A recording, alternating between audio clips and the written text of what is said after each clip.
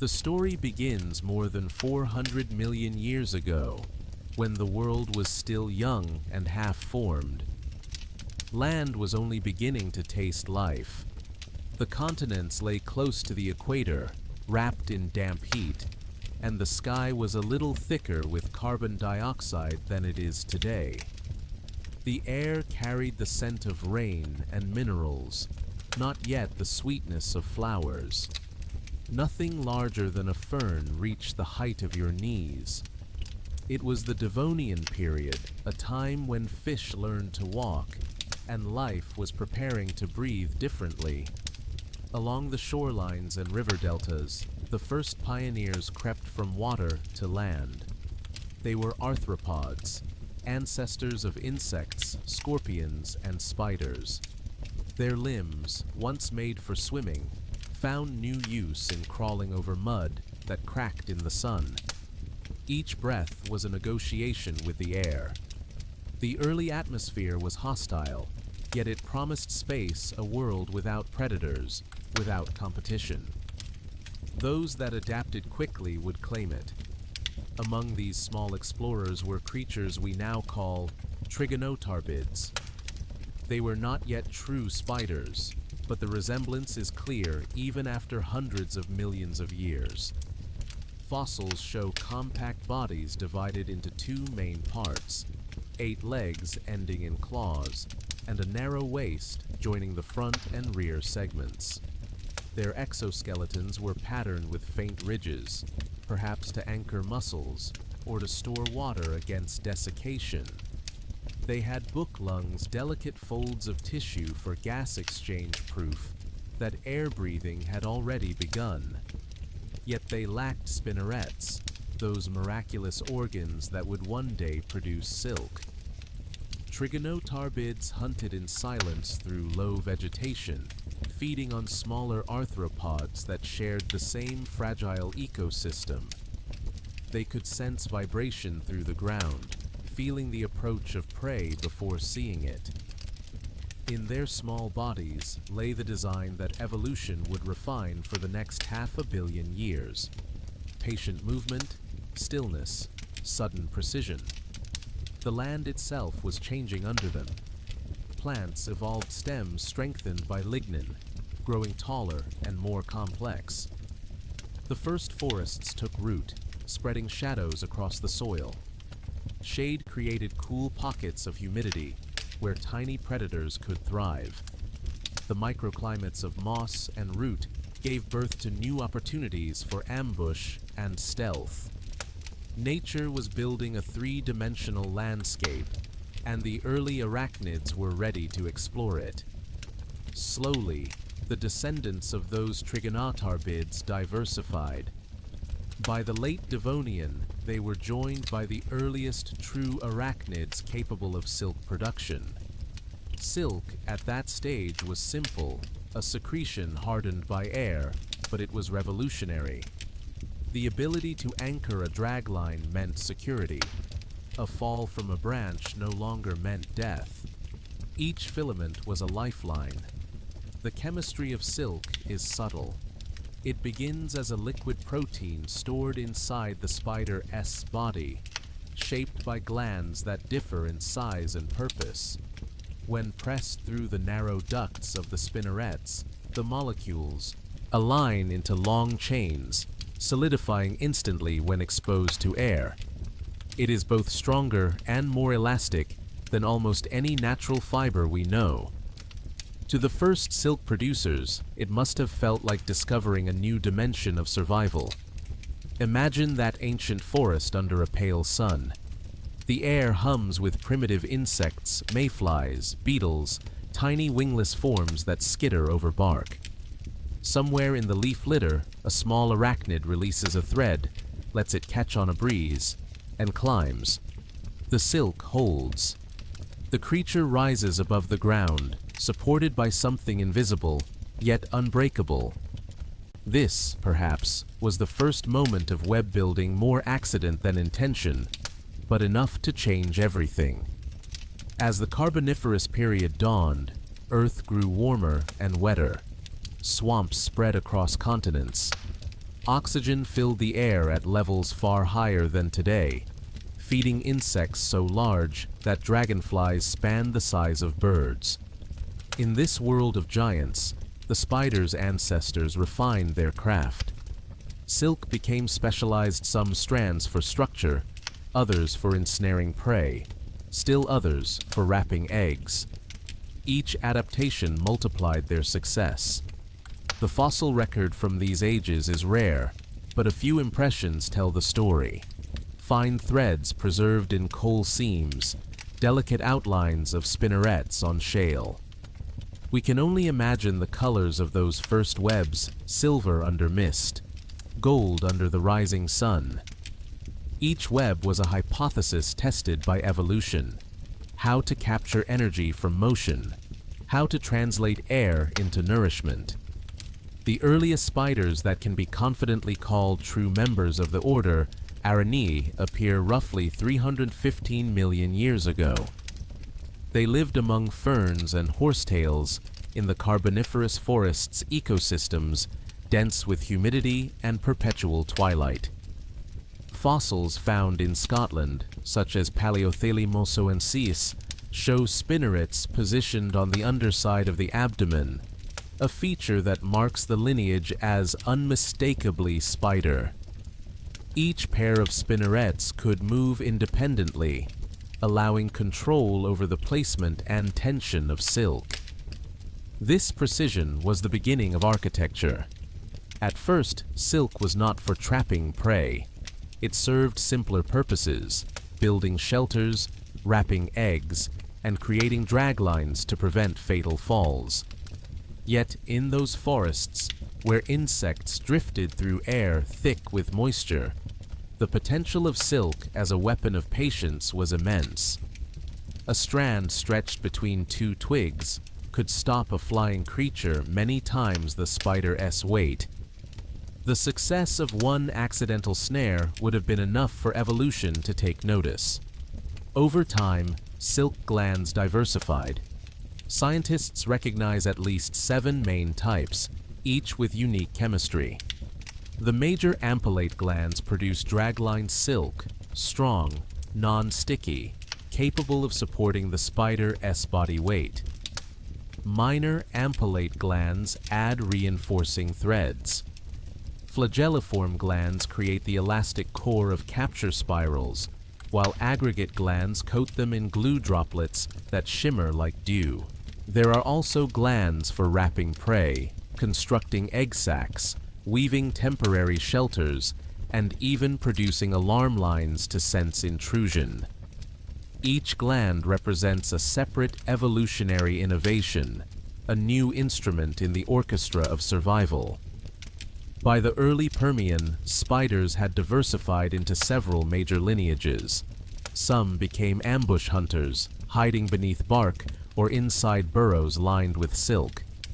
Others experimented with open webs, capturing the air itself. The balance between mobility and stillness defined their strategy. The more sophisticated the web, the less energy spent chasing prey. Natural selection rewarded the quietest hunters. The Earth during the Permian was volatile. Continents collided into a single supercontinent, Pangaea. Climates grew drier, deserts expanded. Many species perished, but spiders adapted by retreating into microhabitats. Crevices, leaf litter, underground burrows where humidity lingered. Their silk served as a shield against dust and dehydration, sealing small pockets of air where life could persist. This ability to create microclimates within their webs gave them an advantage over almost every other arthropod. Then came catastrophe. About 252 million years ago, the Permian-Triassic extinction event, the greatest die-off in Earth's history, erased nearly all marine life and most terrestrial species. Volcanic eruptions in Siberia released vast amounts of carbon dioxide and methane. The air grew toxic, the oceans turned acidic. For millions of years, ecosystems struggled to recover. Yet spiders endured. Fossil traces from the Triassic show that they survived where others failed, probably because their small size and silk-based shelters protected them from extremes. Once again, patience saved them. During the Triassic and Jurassic periods, as dinosaurs began to dominate the land, spiders evolved in parallel silence. The first orb weavers emerged, creatures capable of spinning perfectly geometric webs suspended in open air. Their circular patterns were not random art. They followed precise mathematical rules of tension and spacing that engineers still study today. Each strand could absorb the kinetic energy of an impact without breaking, redistributing force through the spiral. The web became a living equation: minimum material, maximum efficiency. Scientists once wondered how such complexity could evolve. Genetic studies suggest that orb weaving appeared only once, giving rise to a vast radiation of families that now make up more than half of all spider species. The key mutation involved the repositioning of spinnerets and the refinement of silk glands, allowing for continuous extrusion of multiple fiber types. What nature achieved through slow adaptation, human industry still struggles to imitate with machines. Picture a dawn in the Jurassic forest. Mist drifts between conifers. The air vibrates with the calls of primitive birds. An orb web, invisible until dew catches on it, gleams like a floating wheel of light. At its center sits the architect, motionless. A small fly brushes a thread, and the vibration travels across the spiral faster than sound moves through air. The spider's response is immediate, but not frantic, an elegant, deliberate motion. Within seconds, the prey is wrapped, silenced, and stored. Energy captured from motion, transformed into survival. This method of feeding reshaped the planet's ecosystems. By trapping flying insects efficiently, spiders influenced populations of pollinators, pests, and disease carriers. They became silent regulators of balance. The modern world's biodiversity, from forests to farmlands, still depends on their unseen governance. Underneath the calm exterior of the web lies a physics lesson. Silk combines two seemingly incompatible traits: high tensile strength and extreme elasticity. It can absorb more energy before breaking than steel of the same diameter. Molecularly, it consists of repeating amino acid sequences, glycine and alanine, forming crystalline and amorphous regions. The crystals give strength. The amorphous regions provide stretch. When stretched, hydrogen bonds break gradually, dissipating stress instead of snapping all at once. This nanoscale choreography allows the silk to stop a flying insect without tearing apart. Even today, research teams analyze these mechanisms, hoping to recreate silk synthetically. Yet no laboratory has matched the spider's effortless efficiency. At ambient temperature, without solvents or pressure, it produces a fiber that surpasses human composites. It is a reminder that evolution is the original engineer. Through the rest of the Jurassic and into the Cretaceous, the world changed around these quiet engineers.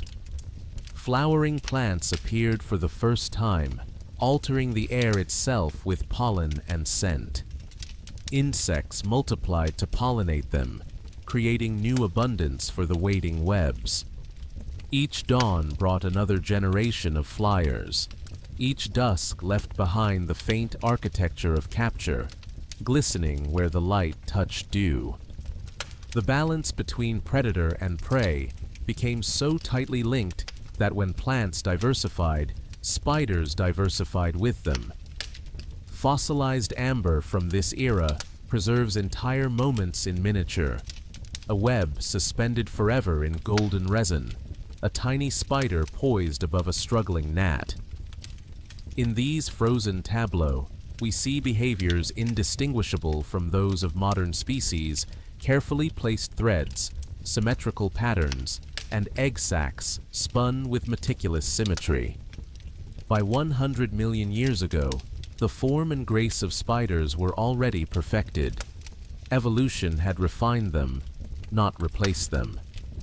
When the asteroid struck at the end of the Cretaceous and darkness fell over the world, the giants vanished.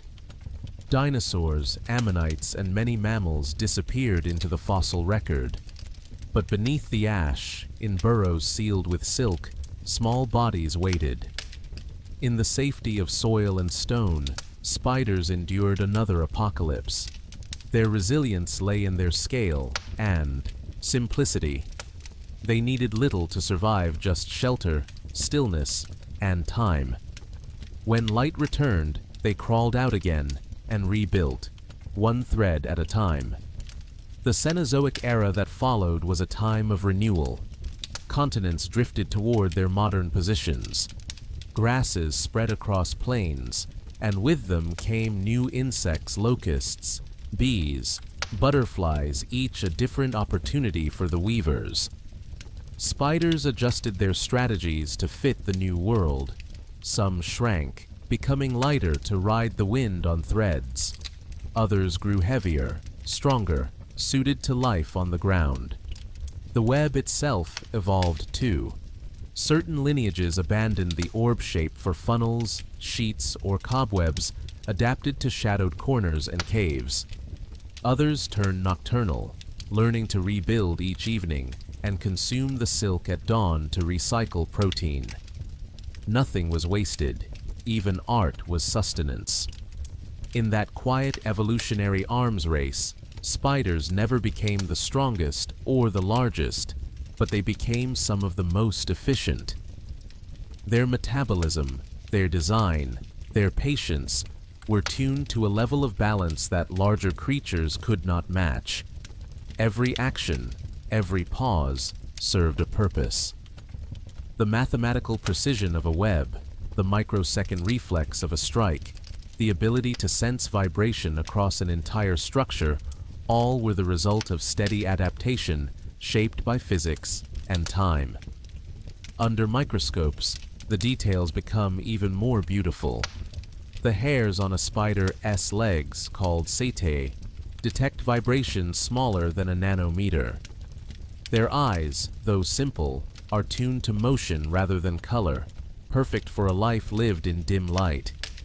Each fang contains a tiny hollow canal, leading to venom glands, an innovation that turned the act of feeding into chemistry. Venom evolved not as cruelty, but as conservation, a way to subdue prey without struggle, to digest from within and save energy. Every drop is a formula millions of years in the making, and through all of this, silk remained the heart of their identity. Some species learned to cast it into the air and ride currents of wind across oceans, a behavior we call ballooning. Even now, young spiders release threads that catch on invisible drafts and carry them for miles. To see one drifting across a field is to glimpse a living fossil reenacting an act older than mountains. The world is vast, yet a creature no heavier than a grain of sand has crossed it many times. By the time humans arrived, the work was already finished. The shape of the spider had reached its final form, efficient, silent, eternal. We found them waiting in caves, on cliffs, under bark, in corners of our new homes. We inherited a planet they had already mapped with silk. And though fear sometimes colors our reaction, somewhere deep in our shared biology, we recognize the elegance of what they be, done the logic written into their stillness. They are reminders that existence is not always loud. Sometimes it is patient, suspended, and strong.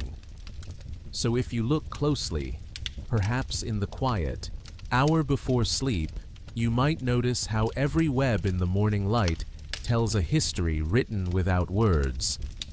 Each filament is both art and record, a signature from an age before eyes saw beauty. The thread that catches the dawn is the same thread that once anchored a life in the Devonian haze.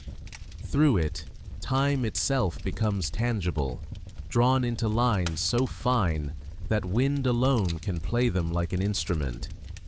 And as night settles again, imagine those first hunters' trigonotarbids on damp soil, feeling vibration through primitive legs, beginning the journey that leads to the delicate architect resting now in the corner of your room.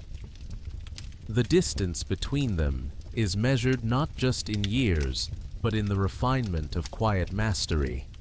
Every strand spun tonight is an echo of that long story, still unfolding in silence. When light returned to the earth after its long darkness, ecosystems recovered in slow motion. The world had been reshaped by fire, ash, and time, yet from the cracks, green life rose again. Insects diversified, ferns carpeted valleys, and the silence of extinction gave way to the hum of wings. For spiders, this was opportunity reborn.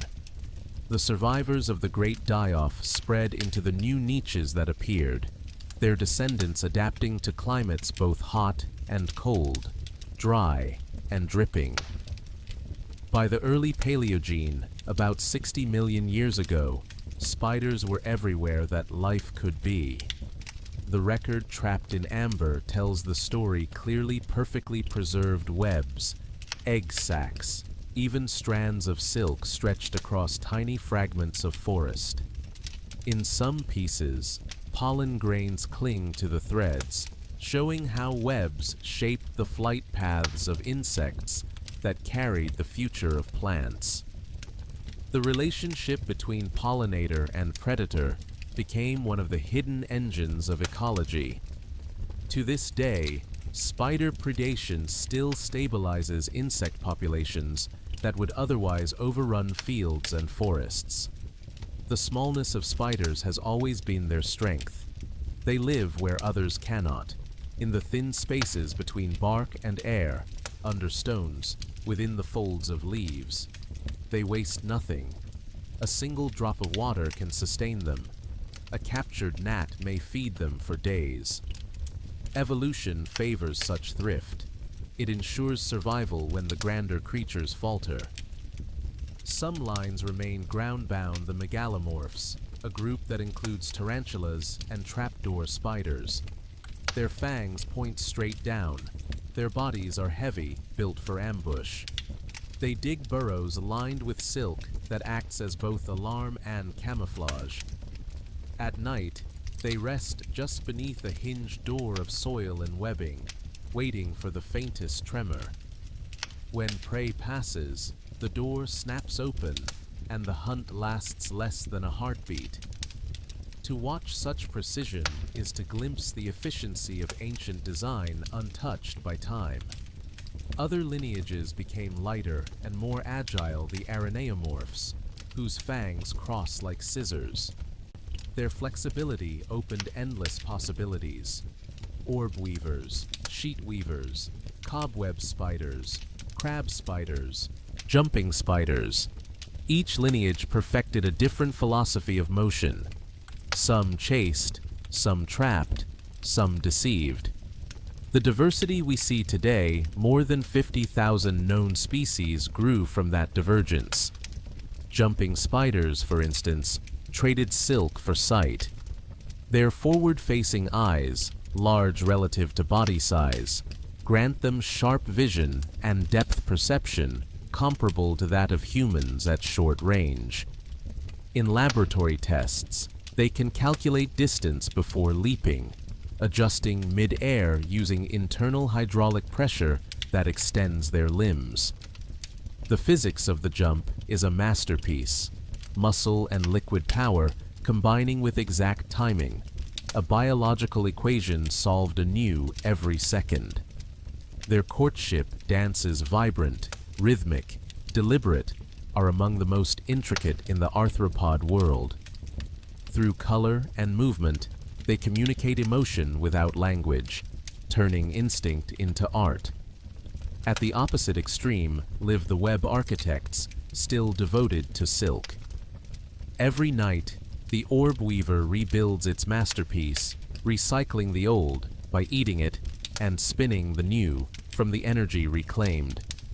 In a lifetime, one spider may consume and recreate its own body weight in silk hundreds of times over. The cycle is endless, sustainable, perfect. Humans search for renewable materials, but spiders have lived that ideal since the dawn of forests. From a scientific view, this regeneration is chemical genius.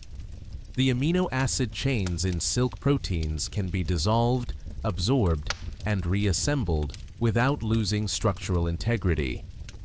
No industrial polymer can yet replicate that circular economy. Each night, S-web is proof that nature solved sustainability before we could spell the word. Even their venom, often feared, is a model of molecular engineering. Each species tailors its toxins to its prey. Some paralyze, others liquefy tissue for easier consumption. The diversity is staggering.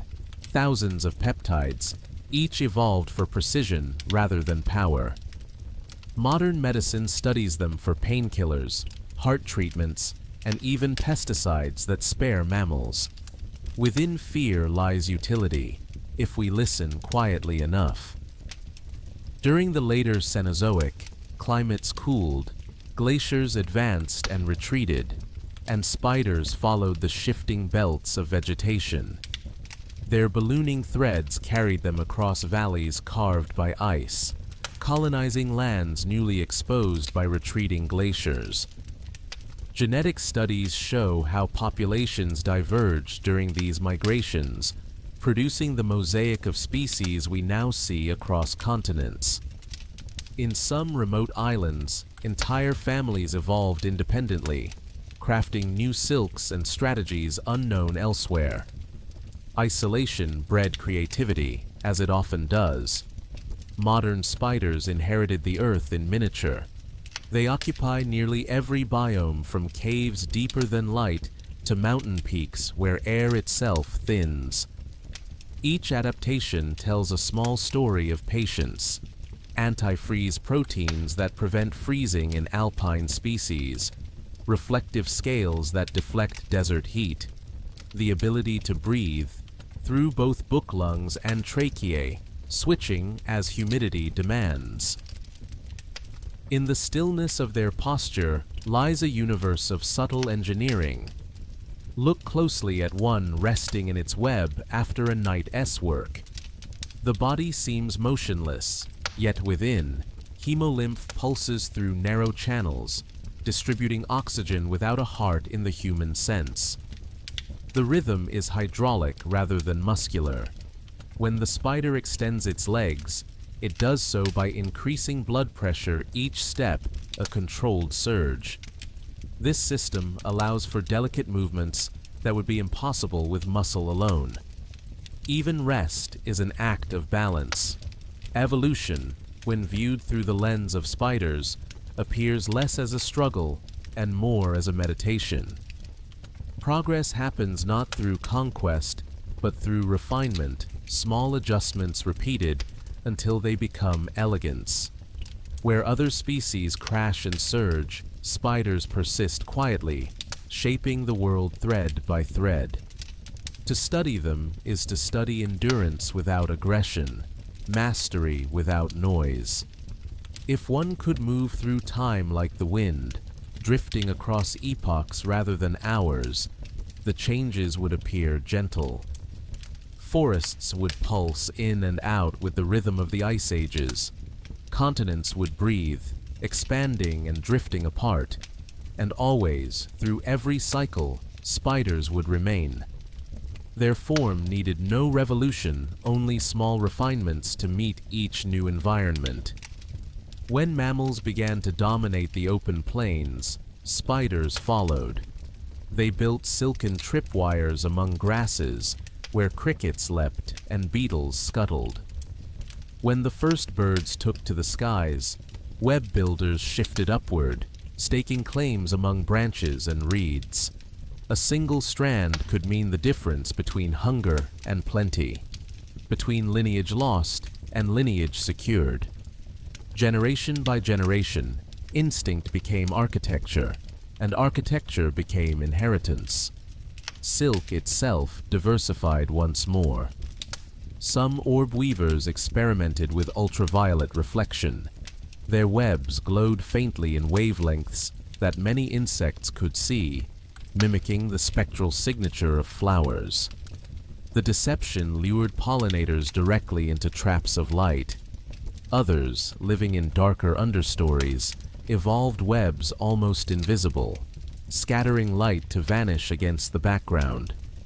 This dual strategy, visibility and invisibility, became a quiet lesson in adaptation's artistry. Beneath soil and stone, different experiments unfolded.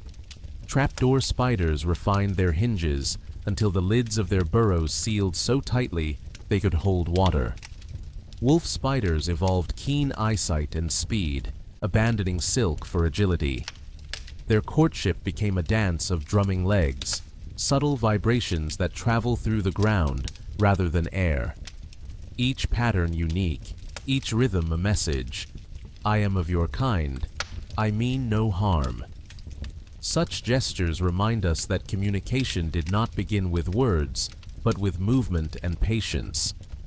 Among the most remarkable of all are the net-casting spiders, whose hunting technique borders on artistry.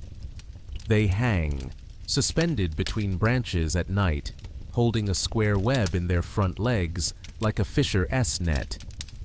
When an unsuspecting insect passes beneath, they stretch, aim, and drop, enveloping the prey in a single fluid motion. High-speed photography shows the precision, timing measured in milliseconds, a strike that depends on predicting where a moving shadow will be. In a sense, these spiders perform mathematics in darkness, computing trajectories with instincts honed over millions of years. The bolus spiders push this evolution even further. Instead of spinning a full web, they produce a single sticky thread with a droplet at its end. They swing it rhythmically, releasing pheromones that imitate the scent of female moths. Males, drawn by the illusion, fly directly into the waiting trap. A single swing, one strike, and the night continues. The economy of effort is extraordinary, every motion efficient, every outcome decisive. In caves, far from light, another transformation took place. Sightless species lost their pigment and their eyes, their bodies turning pale and translucent. Yet they developed longer legs and hypersensitive hairs to compensate. To enter such caverns is to step into a slower world, one measured not by sunlight, but by vibration and air. Here, spiders live centuries in silence, their lineage unchanged because change is no longer necessary. The constancy is soothing, almost meditative. Existence reduced to its simplest function, balance between hunger and rest. Throughout these ages, the interplay between spiders and insects shaped entire ecosystems. Wherever insect populations flourished unchecked, spiders followed as regulators. Studies of fossil pollen layers reveal that after periods of insect boom, spider fossils become more abundant, suggesting natural feedback long before humans named the concept of equilibrium. Evolution was already running experiments in population control, adjusting the ratio of wing to web. Their survival through catastrophe after catastrophe speaks to an underlying principle: versatility born of restraint. They never grew so large that they required much energy, never became so dependent on any one prey that loss meant extinction. Instead, they diversified quietly, trusting silk, patience, and geometry. When mammals rose and fell, when ice advanced and retreated, when humans appeared and multiplied, spiders simply continued the ancient routine: spin, wait, rebuild. And yet, even among their calm persistence, there is drama on a microscopic scale. A single strand of silk ages as it hangs, its proteins rearranging under humidity and light. Some threads become brittle, others stronger. The spider senses these changes through its feet, reading tension as though it were sound. Each vibration carries information. The wind as speed, the presence of prey, even the weight of dust. To rest on a web is to listen to the atmosphere itself. Imagine lying beneath one, the breeze moving through its pattern like fingers across a harp. Each thread hums with its own pitch. The web is both instrument and sensor, tuned perfectly to the physics of its maker. This is how the spider knows the world through resonance rather than sight. It is an intelligence of feeling rather than thinking, but no less real. Perhaps that, more than anything, explains their endurance. They have never needed to understand the world to master it. They only needed to sense it completely. By the time early humans began painting on cave walls, spiders had already woven in those same shadows for millions of years. Archaeologists sometimes find their silk fossils alongside the first pigments, preserved by accident. The delicate threads sit beside handprints and images of animals long vanished. One art born of pigment, the other of protein, both records of patience in the dark. In mythology, this quiet mastery did not go unnoticed. Civilizations across continents saw in the spider a reflection of creation itself. The Greeks spoke of Arachne, whose pride in weaving matched the gods. West African stories praised Anansi, the trickster who spun wisdom into tales. In the Americas, the Hopi and Navajo called upon Spider-Woman, the weaver of the world. Even in Asia, the spider-s thread symbolized the fragile bridge between life and death. Though these myths differ, their heart is the same. Reverence for a creature that turns air into structure, nothing into something. To listen to these stories by firelight is to understand that humans recognized long ago what science now confirms spiders represent continuity. They bind eras together with filaments too fine for sight, but strong enough for memory. Somewhere deep in the brain, we feel that link, a reminder that all builders share the same impulse, to create order out of motion, calm out of chaos. When we reach the present, it is tempting to think the story ends here, that evolution has slowed, that the design of the spider is complete. But evolution never ends. It simply moves at a pace too gentle for most eyes to notice. Even now, threads of silk drift through air currents at sunrise, carrying newborn spiderlings across landscapes humans have only recently altered. A skyscraper-s glass or a city-s lamppost are, to them, just new surfaces waiting for exploration. They weave where opportunity allows, adapting seamlessly to the edges of our noise. Urban spiders, for instance, have grown larger in certain cities. Studies show that artificial light draws more insects, providing richer feeding grounds. Over generations, spiders near street lamps adapt to build wider webs, reinforced against constant vibration. The modern environment, filled with metal and glass, has become just another forest of anchors. What we build for light and comfort, they repurpose as scaffolds of survival. Some researchers track how their silk composition shifts in response to pollution and temperature. The chemical recipe changes subtly, more glycine here, more alanine there, tuning strength and elasticity to fit the air. Each generation experiments, the successful formula written into DNA without ceremony. Where humans design through intent, spiders design through time, It is evolution as quiet craftsmanship. Meanwhile, others shrink to thrive indoors. The cobweb builders that share our houses have perfected cohabitation. They eat pests, endure heat and dryness, and rebuild daily in the same corners.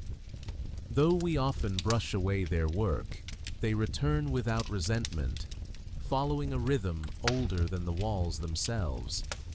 Their persistence is humble, but absolute. To them, every shadowed nook is a cave reborn. At the molecular level, even their silk whispers stories of adaptation. When humidity rises, water molecules slip between strands of protein, softening the fiber and allowing it to stretch farther without breaking. When the air dries, those molecules leave, and the silk tightens again. The result is self-adjusting tension, a natural mechanism engineers still attempt to copy for adaptive materials. Each thread reacts to its environment like living tissue, an invisible muscle responding to weather. Imagine, for a moment, the invisible architecture that surrounds us each night. Billions of webs glinting under dew across fields, forests, and rooftops. Every one of them has a builder waiting silently at its center, sensing the minute tremors of the world. Together, they form a global network far older and more intricate than any weave created. While we send signals through glass fibers, they send vibration through silk. Both are threads of connection, each humming with information, each proving that the universe prefers patterns to chaos. The resilience of spiders also lies in their genetics.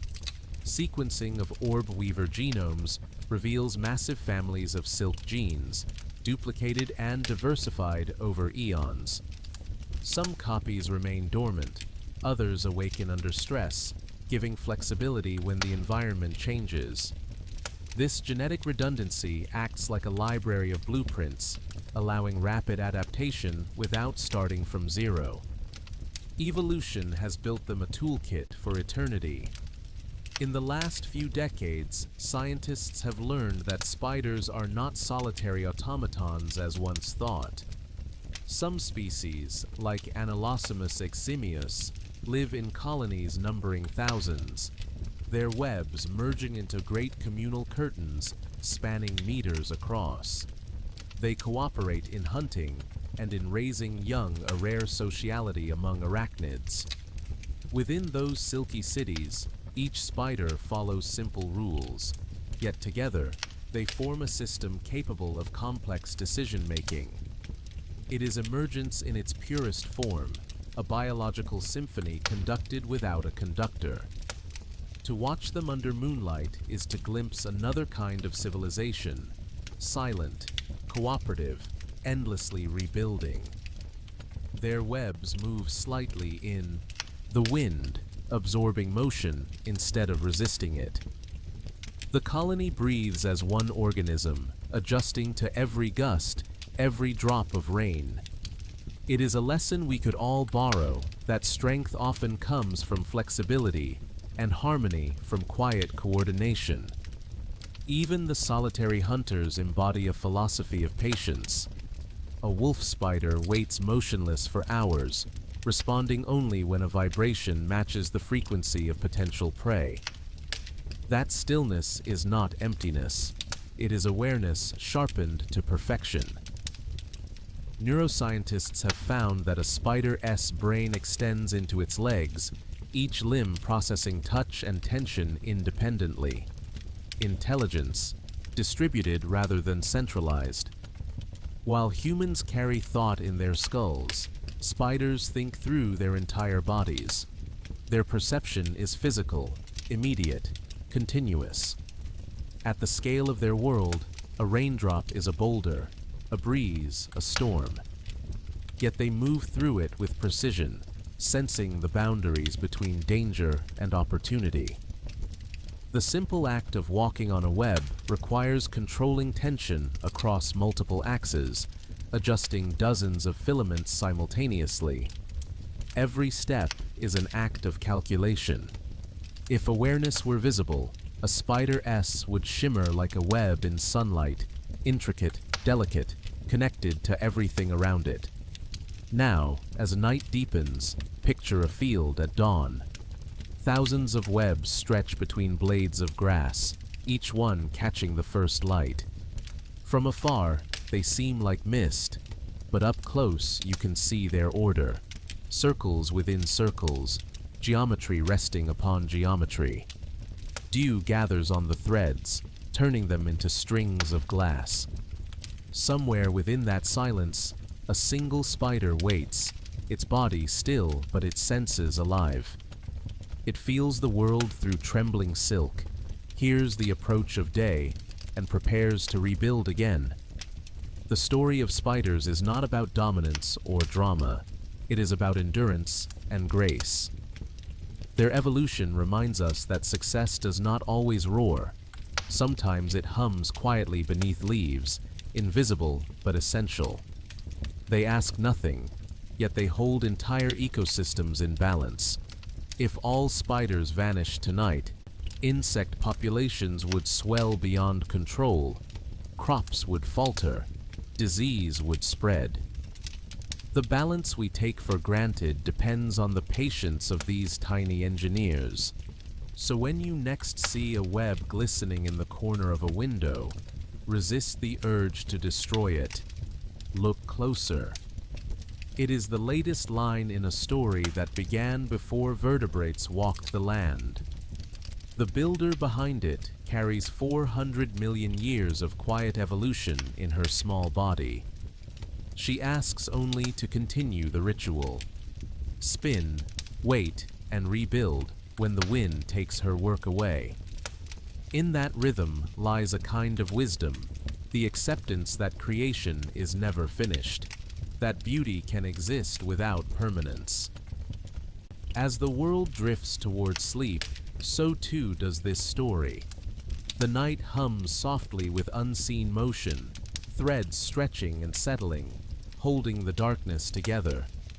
Somewhere, a spider waits in her web, listening to vibrations that tell her everything she needs to know. Her patience is the pulse of the world itself, steady, timeless, infinite. And if you close your eyes, you might feel it too. That faint, silken heartbeat tying you gently to the long history of life. When we look at a spider, we see 8 legs, a round abdomen, perhaps a glint of movement. But inside that small frame lies one of nature's most intricate machines, a balance of chemistry, physics, and neural coordination evolved to perfection over millions of years. Every thread they spin, every vibration they interpret, begins with that hidden anatomy. At the foundation is the exoskeleton, a structure both armor and instrument. Composed of chitin fibers embedded in protein, it combines rigidity with flexibility, allowing strength without heaviness. The cuticle, the outermost layer, is divided into hard plates, sclerites, joined by softer membranes. This arrangement lets the spider move fluidly while still protected. Tiny sensory hairs called setae emerge from these joints, turning the entire body into a receiver of soundless information. Beneath the armor flows hemolymph, the spider's equivalent of blood. It is pale blue, tinted by hemocyanin, a copper-based molecule that carries oxygen just as hemoglobin does in us. When the spider contracts its heart, located in the upper abdomen, waves of hemolymph move forward through open sinuses rather than closed veins. This open system is surprisingly efficient. It allows internal pressure to shift instantly, a mechanism spiders exploit to extend their legs. By increasing blood pressure within a limb, they straighten it like a hydraulic piston. That is why a dead spider's legs curl inward without pressure. The system collapses. Breathing, too, is unique. Most spiders rely on book lungs, named for their layered structure resembling pages stacked in a volume. Each page, or lamella, provides surface area for gas exchange. Air enters through slits on the abdomen, diffuses across thin membranes, and oxygen dissolves directly into the hemolymph. In species that live in drier climates, these lungs are supplemented or replaced by tracheal tubes, narrow passageways that carry air deeper into the body, minimizing water loss. The combination allows fine-tuned control between oxygen intake and moisture retention, crucial for creatures that often live suspended in wind or hiding in sand. The digestive system is equally specialized. Because a spider's fangs inject not just venom, but also digestive enzymes, much of the breakdown of prey happens externally. The spider's stomach acts as a suction pump, drawing liquefied nutrients into a narrow foregut. Powerful muscles around this organ contract rhythmically, pulling food upward through a tube that runs straight through the cephalothorax and into the midgut, where absorption begins. Every part of this system is designed for efficiency, minimal waste, maximal energy from minimal effort. The architecture is elegant, almost mathematical. But perhaps the most extraordinary machinery resides in the spinnerets. These are flexible, finger-like appendages positioned at the rear of the abdomen, each containing multiple spigots, microscopic openings connected to silk glands inside. A medium-sized orb weaver may have several hundred such spigots, each producing a different kind of silk. Some are strong and dry, others elastic or sticky, depending on the gland's chemistry. By adjusting pressure and combining outputs, the spider can weave compound threads in real time. Under magnification, each fiber shows substructure, a core filament wrapped in an outer coating that gives it distinct reflective or adhesive qualities. Modern genetic research has uncovered at least 6 major classes of silk proteins, known collectively as spidroins. Each class corresponds to a gland-type major ampullate, minor ampullate, flagelliform, aggregate, piriform, and aciniform, each optimized for different tasks. The major ampullate silk, for instance, forms the dragline that anchors the web. Its spidroin molecules contain alternating crystalline and amorphous regions that align as the fiber is drawn, creating tensile strength greater than steel on a weight basis. The flagelliform silk used for capture spirals, by contrast, is almost purely amorphous, allowing enormous elasticity. The combination of both types in a single web balances strength and flexibility like a suspension bridge engineered by instinct. Silk production begins as a viscous liquid within the gland, stored in a coiled state under high concentration. When the spider draws it out through the narrow duct, changes in pH and ion concentration cause the proteins to align and solidify. It's a controlled phase transition that happens at room temperature in water with no energy beyond the spider's motion, a process humans still struggle to replicate industrially. The silk is recyclable too. After a night's hunt, many spiders consume their old webs, breaking down proteins for reuse. Evolution left nothing to waste. The neural control behind all of this is remarkable. A spider's brain, though small, extends throughout its body in a distributed network. Each leg contains local ganglia clusters of nerve cells that handle reflexes independently. This allows instantaneous response to vibration or tension changes without needing to send signals to the central brain.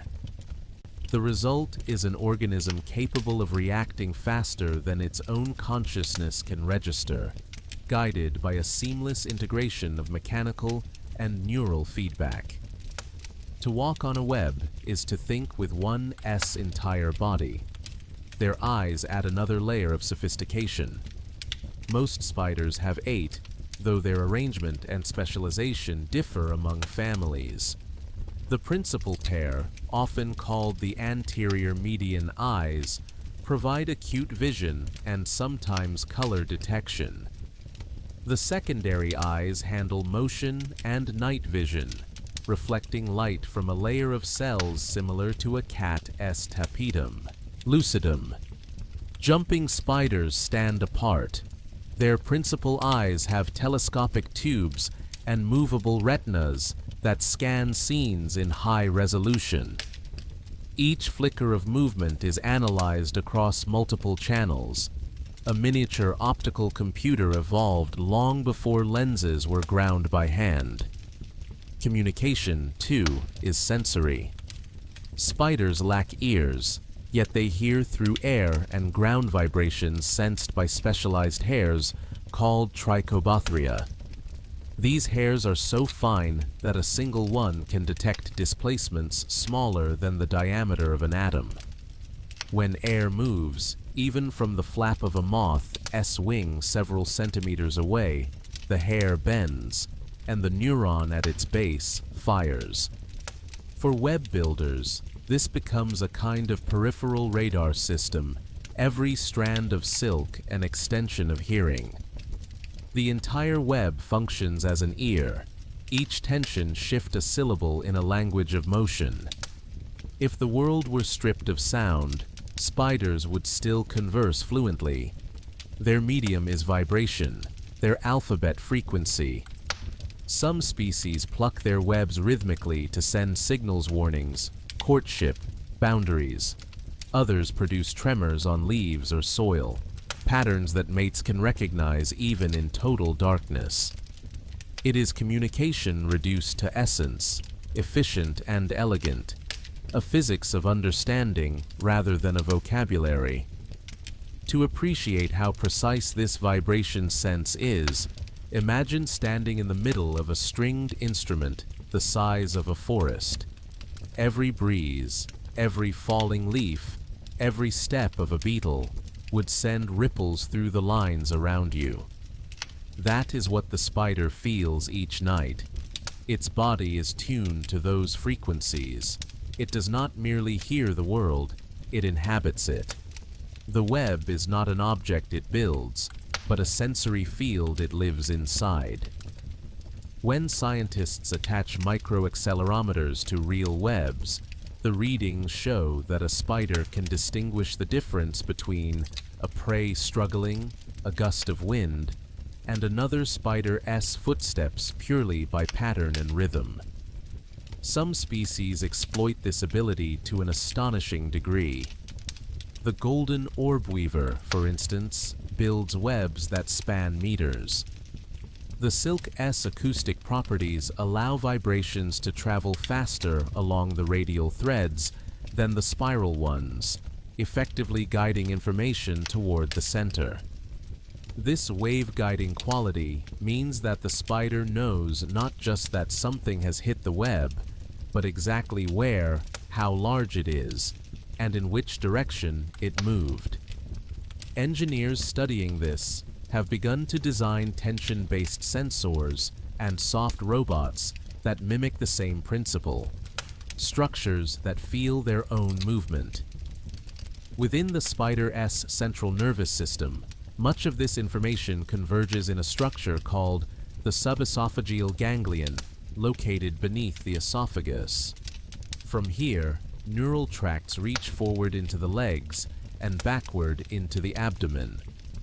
This decentralized design keeps reaction times short. When an orb web trembles, the spider can respond in a fraction of a second, less time than it takes a human eye to blink. Such speed is essential when survival depends on reading the difference between harmless motion and the arrival of food. Feeding and digestion follow with equal economy. Once prey is subdued, enzymes begin dissolving soft tissues almost immediately. The spider's sucking stomach draws in the nutrient-rich fluid, filtering out indigestible fragments through tiny setae that line the mouth. Some species then spin silk cocoons around the remains, preventing bacteria or ants from approaching. Nothing in their routine is wasteful. Even the act of disposal becomes a form of order. To maintain internal balance, spiders rely heavily on water conservation. Unlike insects, they lack waxy coatings on their cuticle, which makes them vulnerable to desiccation.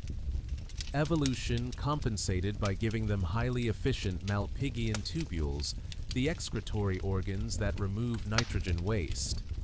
Instead of losing water with urine, they excrete dry crystals of guanine, a compound that also gives their abdomens a faint shimmer. The sparkle many people notice on a spider's body is, quite literally, chemistry optimized for survival in thin air. Reproduction adds another layer of subtle engineering.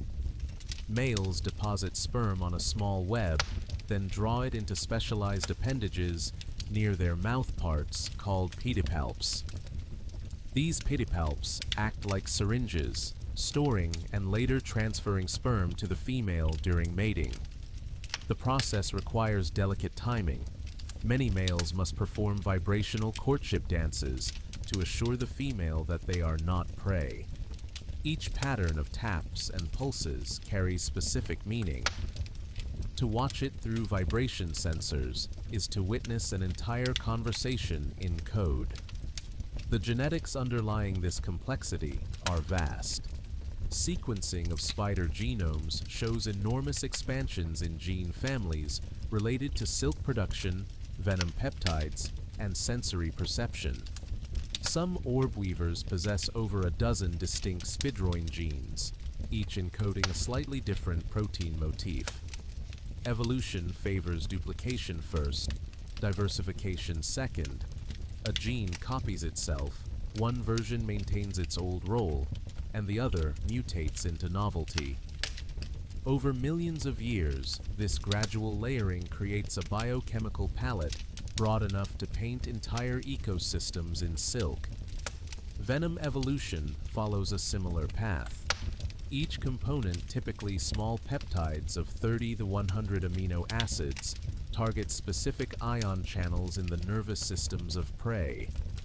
The result is paralysis tailored to an insect's physiology, but harmless to most mammals. In laboratory tests, scientists have found that some of these peptides can block pain receptors without affecting muscle function, making them promising candidates for non-addictive analgesics. From the spider's perspective, though, venom is not cruelty, it is precision, a way to end struggle swiftly and avoid damage to fragile limbs. The silk genes and venom genes occasionally share motifs, hinting at a common ancestral origin. Both rely on repeated sequences that can stretch, fold, and refold into complex shapes. Nature, efficient as always, reuses what works. The same molecular trick that makes silk resilient also makes venom proteins stable enough to survive in hostile environments. It is as if evolution were writing variations on a theme, one melody expressed as fiber, another as toxin. Even behavior evolves with chemistry. Some spiders have learned to adjust silk composition according to diet. When protein intake is low, they produce thinner webs with smaller capture spirals, conserving resources. When prey is abundant, they invest in stronger, wider structures. This plasticity means that each web is both product and reflection of its builder's current condition. To read a web is to read the biography of a knight. Their ability to navigate three-dimensional space with such precision also fascinates researchers. Spiders do not map their surroundings visually. Instead, they rely on proprioception, the sense of body position derived from tiny slit-shaped sensors in the exoskeleton called slit sensilla. These sensors measure strain on the cuticle as the legs move, giving instant feedback about orientation and tension. The brain merges these signals with vibrations from the web, producing a continuous spatial awareness. In a way, a spider always knows exactly where every part of its body and web are, even in darkness. All these mechanisms work together so seamlessly that we often forget how ancient they are. The hydraulic legs, the layered lungs, the crystalline silk all date back hundreds of millions of years with only minor adjustments. When paleontologists compare modern spiders to fossils preserved in amber, they find near-perfect correspondence. Evolution rarely leaves such a successful blueprint untouched. Where other lineages reinvent themselves after each catastrophe, spiders refine what already functions. Their progress is not revolution, but resonance, small vibrations carried forward through time, until perfection hums quietly in the dark. Among all their specializations, one of the least visible and most fascinating is the immune system. Spiders live in microbe-rich environments, decaying wood, soil, the bodies of prey. Yet infections among them are rare. Their defense lies in a blend of chemical barriers and cellular guardians. The cuticle secretes antimicrobial peptides, while hemocytes in the hemolymph patrol constantly, engulfing intruders or seal in wounds with clots of protein. The same copper molecule that carries oxygen also helps produce reactive compounds lethal to bacteria. In the laboratory, some of these spider peptides have shown broad-spectrum activity stronger than synthetic antibiotics. Once again, survival produced elegance rather than excess. Their nervous system mirrors this philosophy. While the distributed arrangement gives speed, it also gives resilience. Damage to a leg does not paralyze the whole. The other limbs compensate, rerouting coordination automatically. Studies with high-speed cameras show that when a strand of web breaks, the spider adjusts posture within milliseconds, redistributing weight across remaining threads. This instantaneous correction comes from decentralized processing. Each limb thinks for itself, but contributes to a unified whole. In engineering, this concept is called redundant control, a principle still being copied in autonomous robots. Internally, energy balance is maintained with astonishing thrift. Spiders can lower metabolism to a fraction of normal during scarcity, surviving weeks without food or water. Some desert species, such as Sicarius, bury themselves under sand, sealing moisture beneath their bodies with silk. Others endure cold by producing cryoprotectants molecules that prevent ice from forming inside cells. Their ability to pause without harm is part of why their lineage persists through climatic extremes that erased larger, faster animals. The reproductive cycle reveals another level of adaptation. Females often guard egg sacs for weeks, never feeding, relying on stored energy to maintain protection. The silk surrounding those eggs is chemically distinct from web silk denser, more resistant to fungi, enriched with lipids that repel water. Temperature and humidity regulate incubation. In some species, mothers adjust web orientation to control airflow, effectively ventilating their nursery. Maternal behavior in spiders, though simple, shows genuine investment. A pattern of care repeated over millions of years, ensuring continuity not through quantity, but through precision.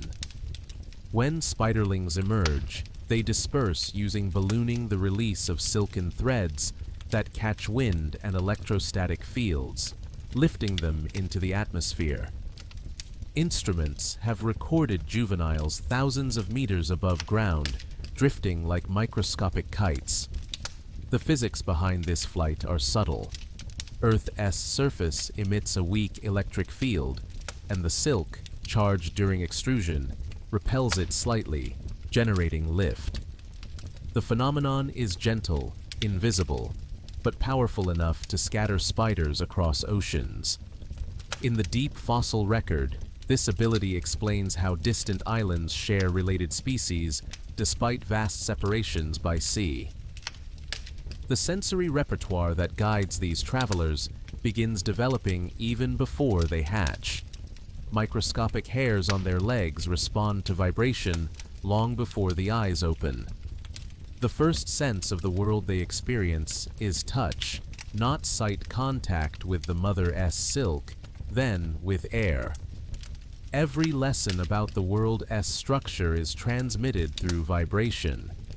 This tactile education defines their later ability to build, measure, and interpret the forces that shape their lives. What we call instinct is, for them, inherited knowledge encoded in motion. Chemical communication also plays an understated but essential role. Many ground-dwelling spiders mark trails or territories with pheromones secreted through their tarsi. Others use airborne signals to locate mates, the molecules so species-specific that even close relatives remain isolated. The complexity rivals that of bees or ants, though executed individually rather than socially.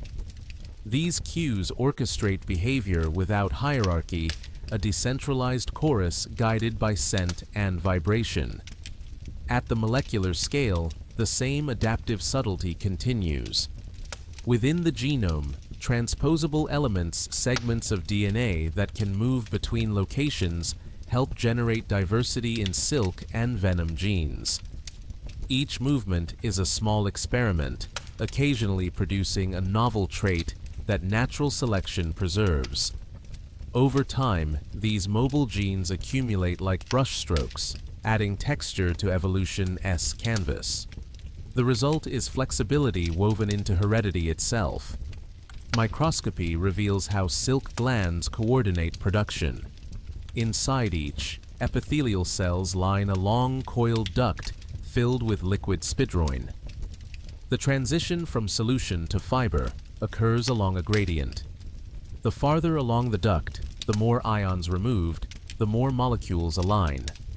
Flow rate, pH, and shear force all determine the fiber's final properties.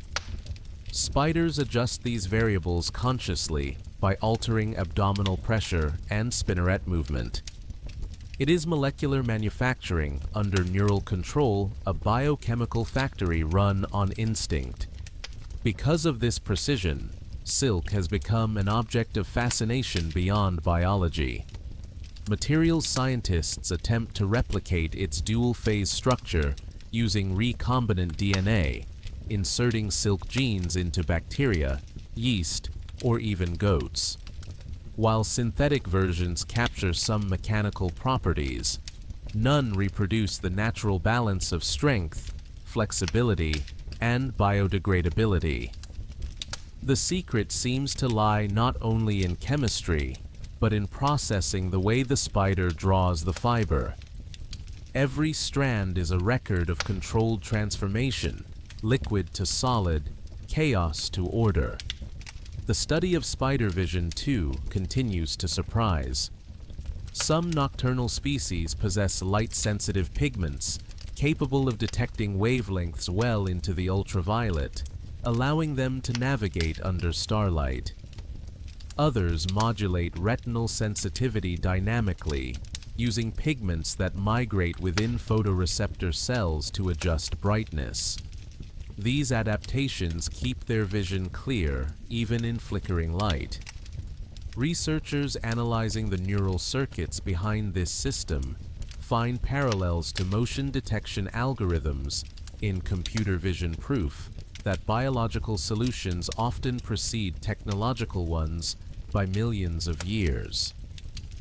Perhaps the most elegant expression of spider design lies in how these systems integrate seamlessly. When a spider hunts, it does not consciously decide to move.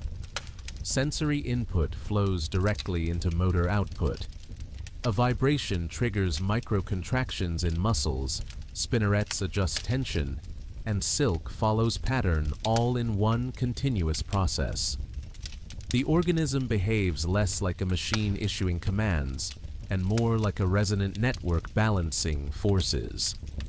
This unity gives the impression of calm intelligence, an equilibrium between reaction and restraint. Viewed this way, the spider becomes less a predator and more a living interface between biology and physics, a being that translates environmental energy into structure, motion into information. Its web is both tool and sense organ, its body both instrument and processor. When we reduce noise and listen, we realize that every strand, every pause, every movement is an answer to the same ancient question: how to survive gracefully in a world of change. And that is what makes their evolution so enduring. They did not chase power or size. They refined perception. They learned to feel everything, to act only when needed, to build rather than conquer. It is evolution expressed as mindfulness, survival through elegance. In the hush of night, when a spider hangs motionless in her web, she embodies the slow intelligence of nature itself, balanced, patient, quietly perfect. If one could see the entire history of spiders through the lens of DNA, it would appear as a vast branching river, each tributary representing a lineage that split, adapted, and drifted into new worlds. Genes tell time more faithfully than fossils. They carry within their sequences a record of ancient separations, of climates survived and continents crossed. By reading those molecular clocks, scientists can trace when major spider families emerged and how they spread across Earth. After the last great extinction that ended the age of dinosaurs, spider evolution accelerated quietly. The planet's ecosystems diversified rapidly, creating fresh opportunities for predators that could exploit small flying insects. Using genetic calibration against known fossil dates, researchers estimate that most of today's major spider families, orb weavers, crab spiders, wolf spiders, jumping spiders, and others appeared between 100 and 60 million years ago. That period, known as the Cretaceous-Paleogene radiation, mirrors the rise of flowering plants and pollinating insects. As new forms of prey evolved, new hunters followed in silent correspondence. Molecular studies show that even within a single family, diversification is immense. The orb weavers alone number over 12,000 species. By comparing mitochondrial DNA sequences, scientists can infer how these species adapted to different habitats. Some, in humid jungles, evolved sticky capture threads that resist water. Others, in deserts, shifted toward dry silks that conserve protein. The small differences in genetic code determine the mechanical performance of silk, proof that evolution operates as a chemist, not just an architect. Fossil calibration deepens this picture. Amber from Myanmar, dated at 99 million years, preserves entire webs with trapped insects. When researchers compared the patterns to modern species, they found that web design has changed remarkably little. The same radial symmetry, the same spiral spacing, persist today. What differs are the contexts forest to meadow, tree to ceiling. Form endured because it already worked. The stability of that geometry across time underscores how evolution favors solutions that balance efficiency with resilience. Beyond the physical, genetic evidence illuminates migration.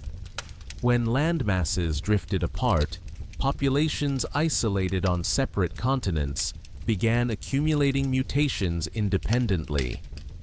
The pace of these changes acts like a molecular metronome, ticking roughly once per million years for many mitochondrial genes. By counting differences between sequences, researchers can estimate how long species have been separated. It is through this quiet arithmetic that we know Australian trapdoor spiders diverged from their South American relatives more than 120 million years ago, when both regions still shared the supercontinent Gondwana. Such studies reveal a hidden narrative of resilience. Even as oceans spread and climates swung from ice to fire, the web of life remained connected by airborne threads. Ballooning carried spiderlings between islands. Wind and chance rejoined what tectonics divided. Every continent today bears echoes of ancient migrations that no fossil could record, only the genome could remember. Within that genetic history, certain mutations stand out as turning points. One involved the duplication of Hox genes, those master regulators that define body patterning during development. In spiders, extra copies of these genes allowed new body structures to evolve without disrupting old ones. Spinnerets, for example, may have arisen from modified limbs under the control of these duplicated genes. Such innovations occur rarely, but unlock entire realms of possibility. Once silk could be produced at will, selection shaped its use. Once spinnerets could articulate, architecture followed. The pattern repeats throughout biology. New hardware opens new behaviors. Behavioral diversity among spiders today reflects that ancient flexibility. Each species represents a slightly different evolutionary experiment in how to capture energy efficiently. Some rely on stealth and venom, others on complex webs or mimicry. The ant-mimicking spiders of the genus Myrmearachne evolved body shapes and movement patterns that resemble ants so precisely that predators avoid them. High-speed imaging shows that they even wave their front legs to imitate antennae. Genetic analysis reveals changes in pigment and cuticle structure that produce the illusion proof that behavior can sculpt anatomy through selection. At the opposite extreme are the fishing spiders of genus Dolomedes. They hunt not in air, but on the surfaces of ponds and streams, supported by hydrophobic hairs that repel water. These hairs trap a thin layer of air around the body, functioning as a natural diving suit when the spider submerges. Using surface tension, they sense ripples from prey as accurately as web vibrations. Experiments demonstrate that they can locate a struggling insect with centimeter precision across water's surface, then dash toward it in silence. Their legs distribute weight so evenly that they can stand on the water without breaking the film, a feat of biomechanics inspired by evolution as patient craftsmanship. As climates changed, behavioral shifts continued.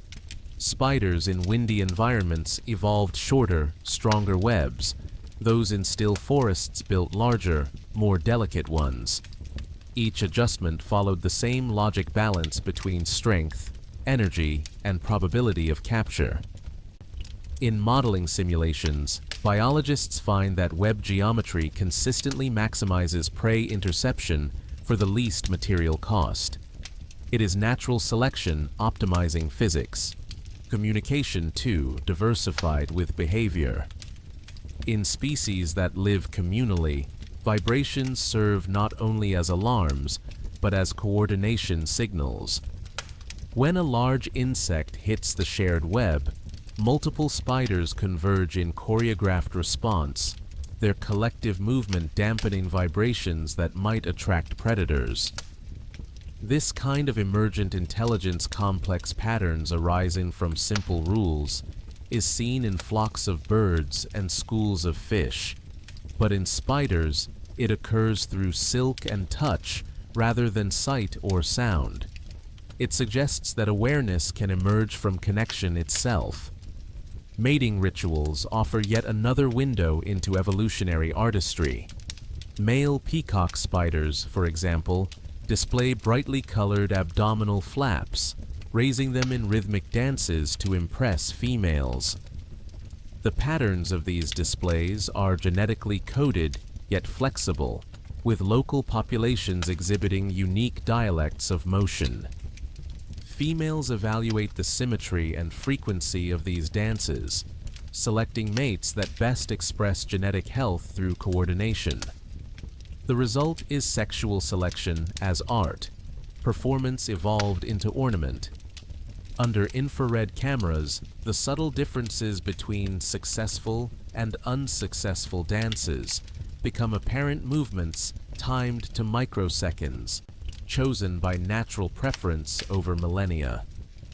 Behind each of these behaviors lies a vast neural efficiency. The spider brain may be smaller than a grain of rice, yet its relative processing power for body size rivals that of birds.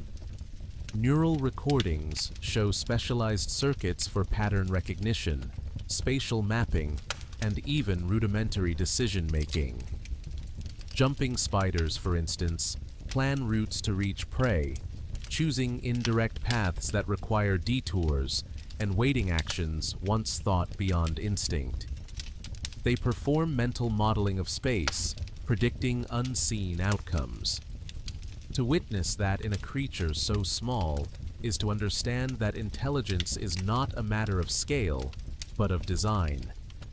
If you follow these lineages forward through time, the story becomes one of parallel invention. Across continents and climates, unrelated groups solve the same physical problems in strikingly similar ways. This phenomenon, convergent evolution, is the quiet signature of nature's logic. When the same pressures act on different bodies, form follows function again and again.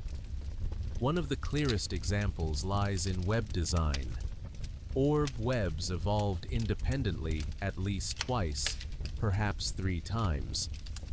The spiral geometry appears whenever a lineage gains both strong dragline silk and the ability to spin, elastic capture threads.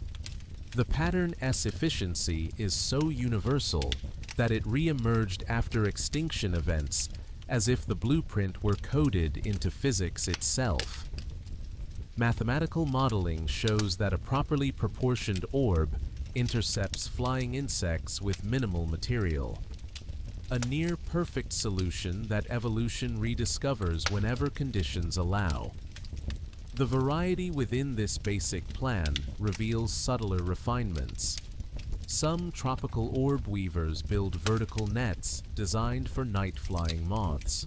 Others spin horizontal webs to catch diurnal pollinators.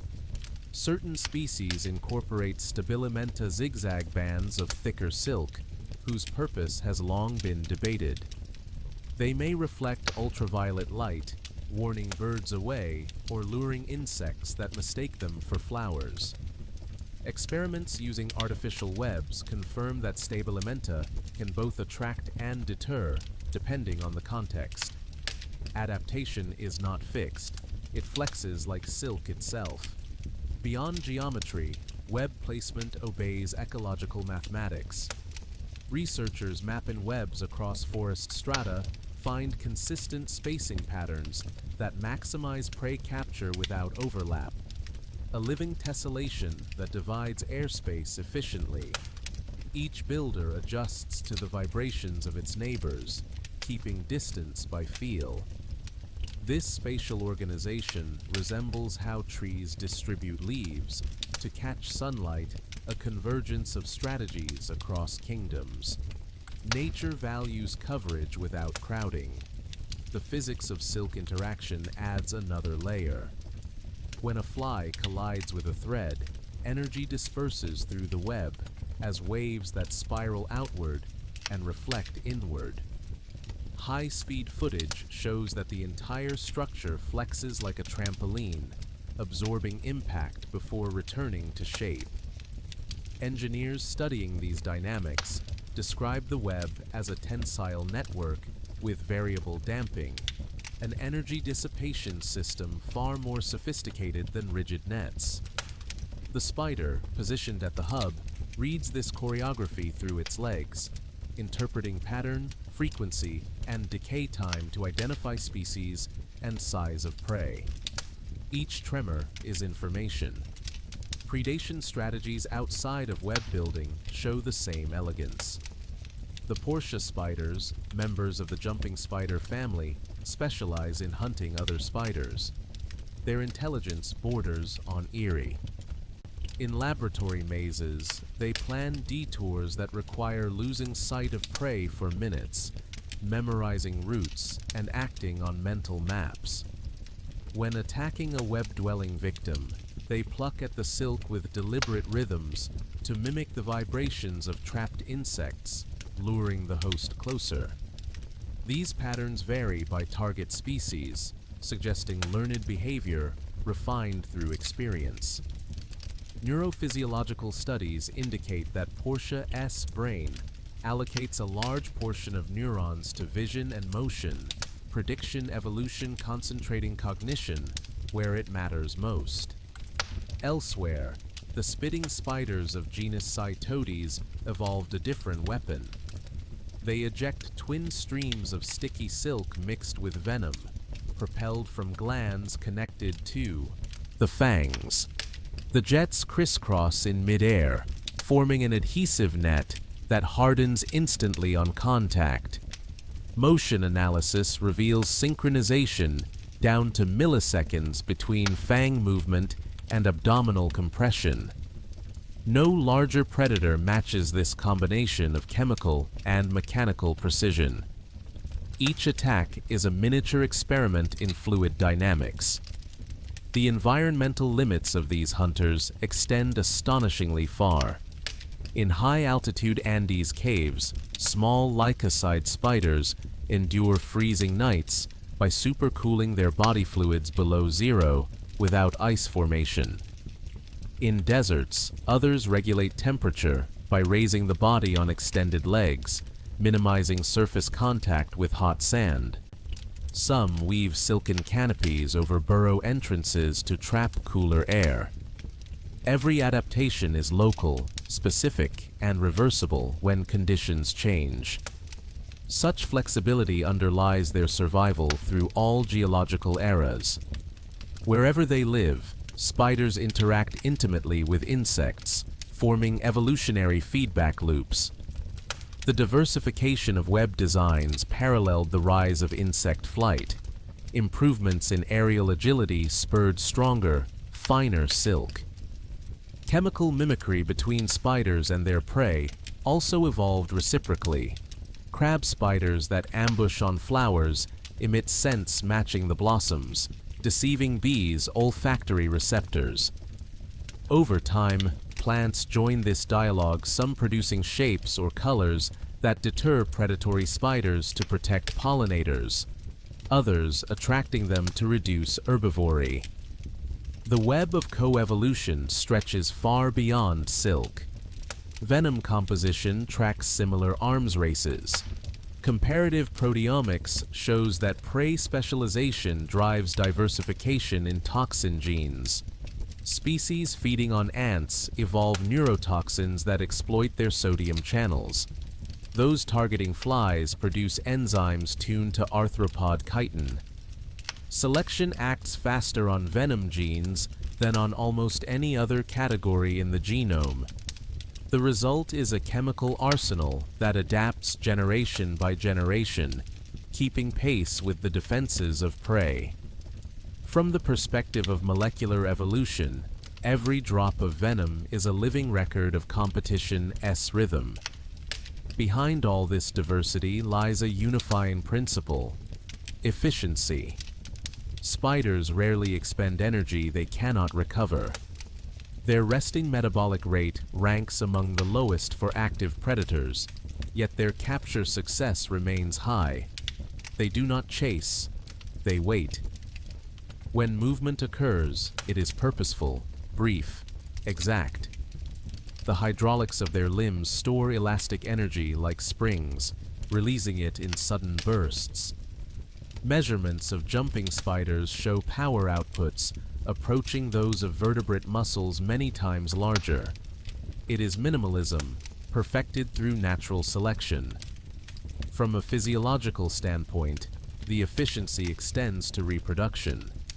Female spiders convert nearly every gram of prey protein into egg mass. Fecundity correlates with body size, but not waste. Even the largest tarantulas produce just enough offspring to maintain population stability.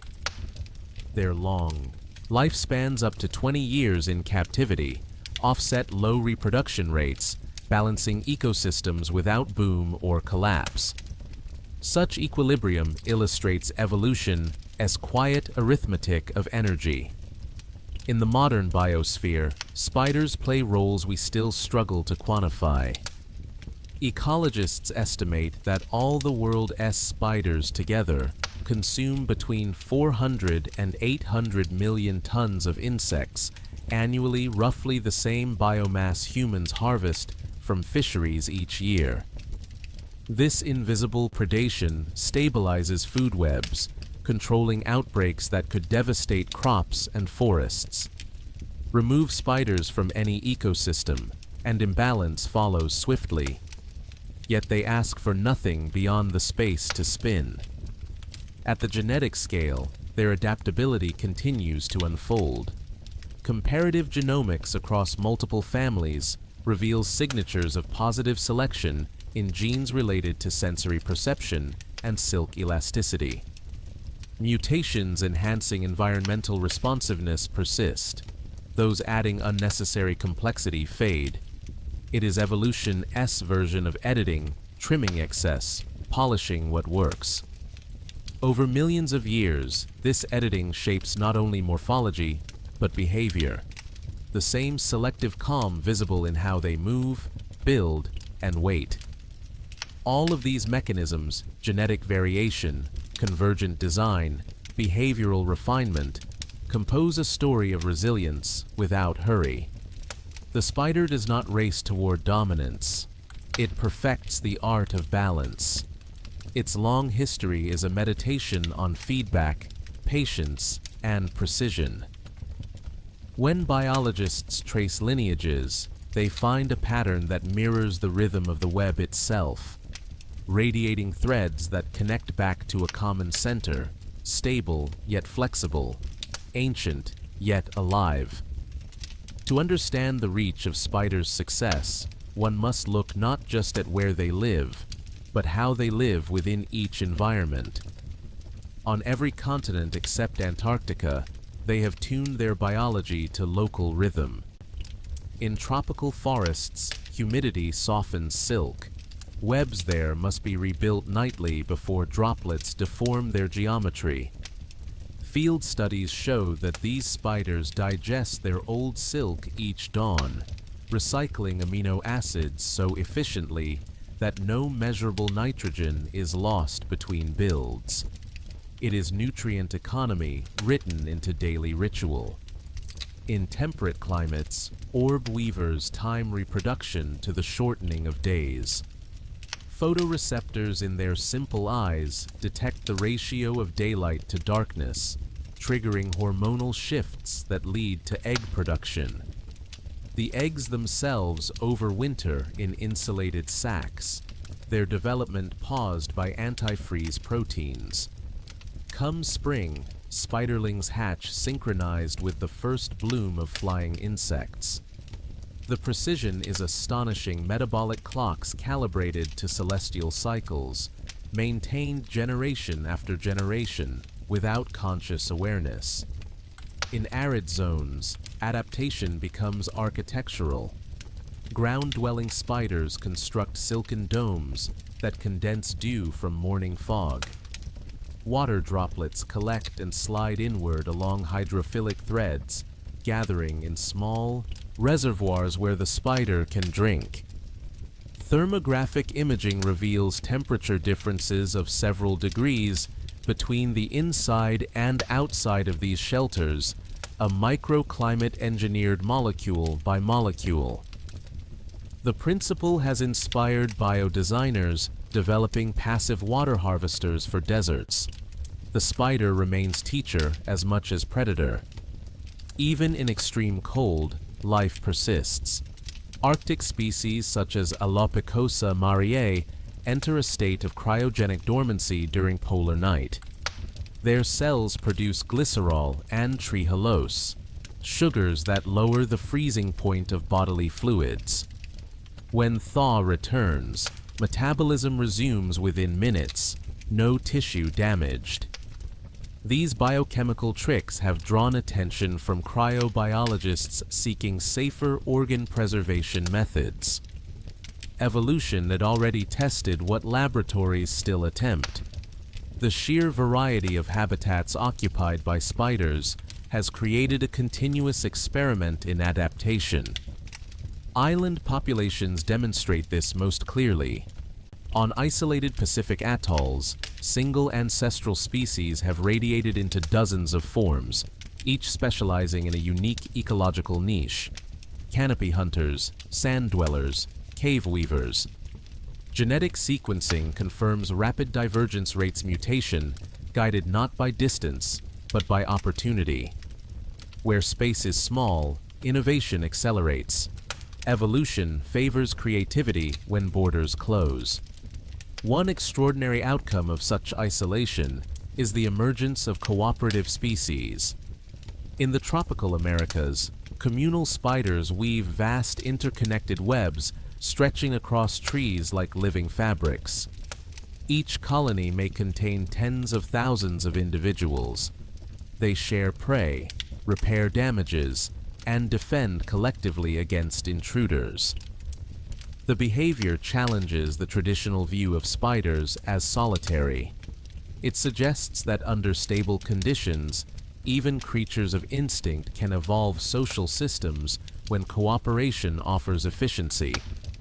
The boundary between individual and collective blurs, echoing the earliest origins of multicellular life itself.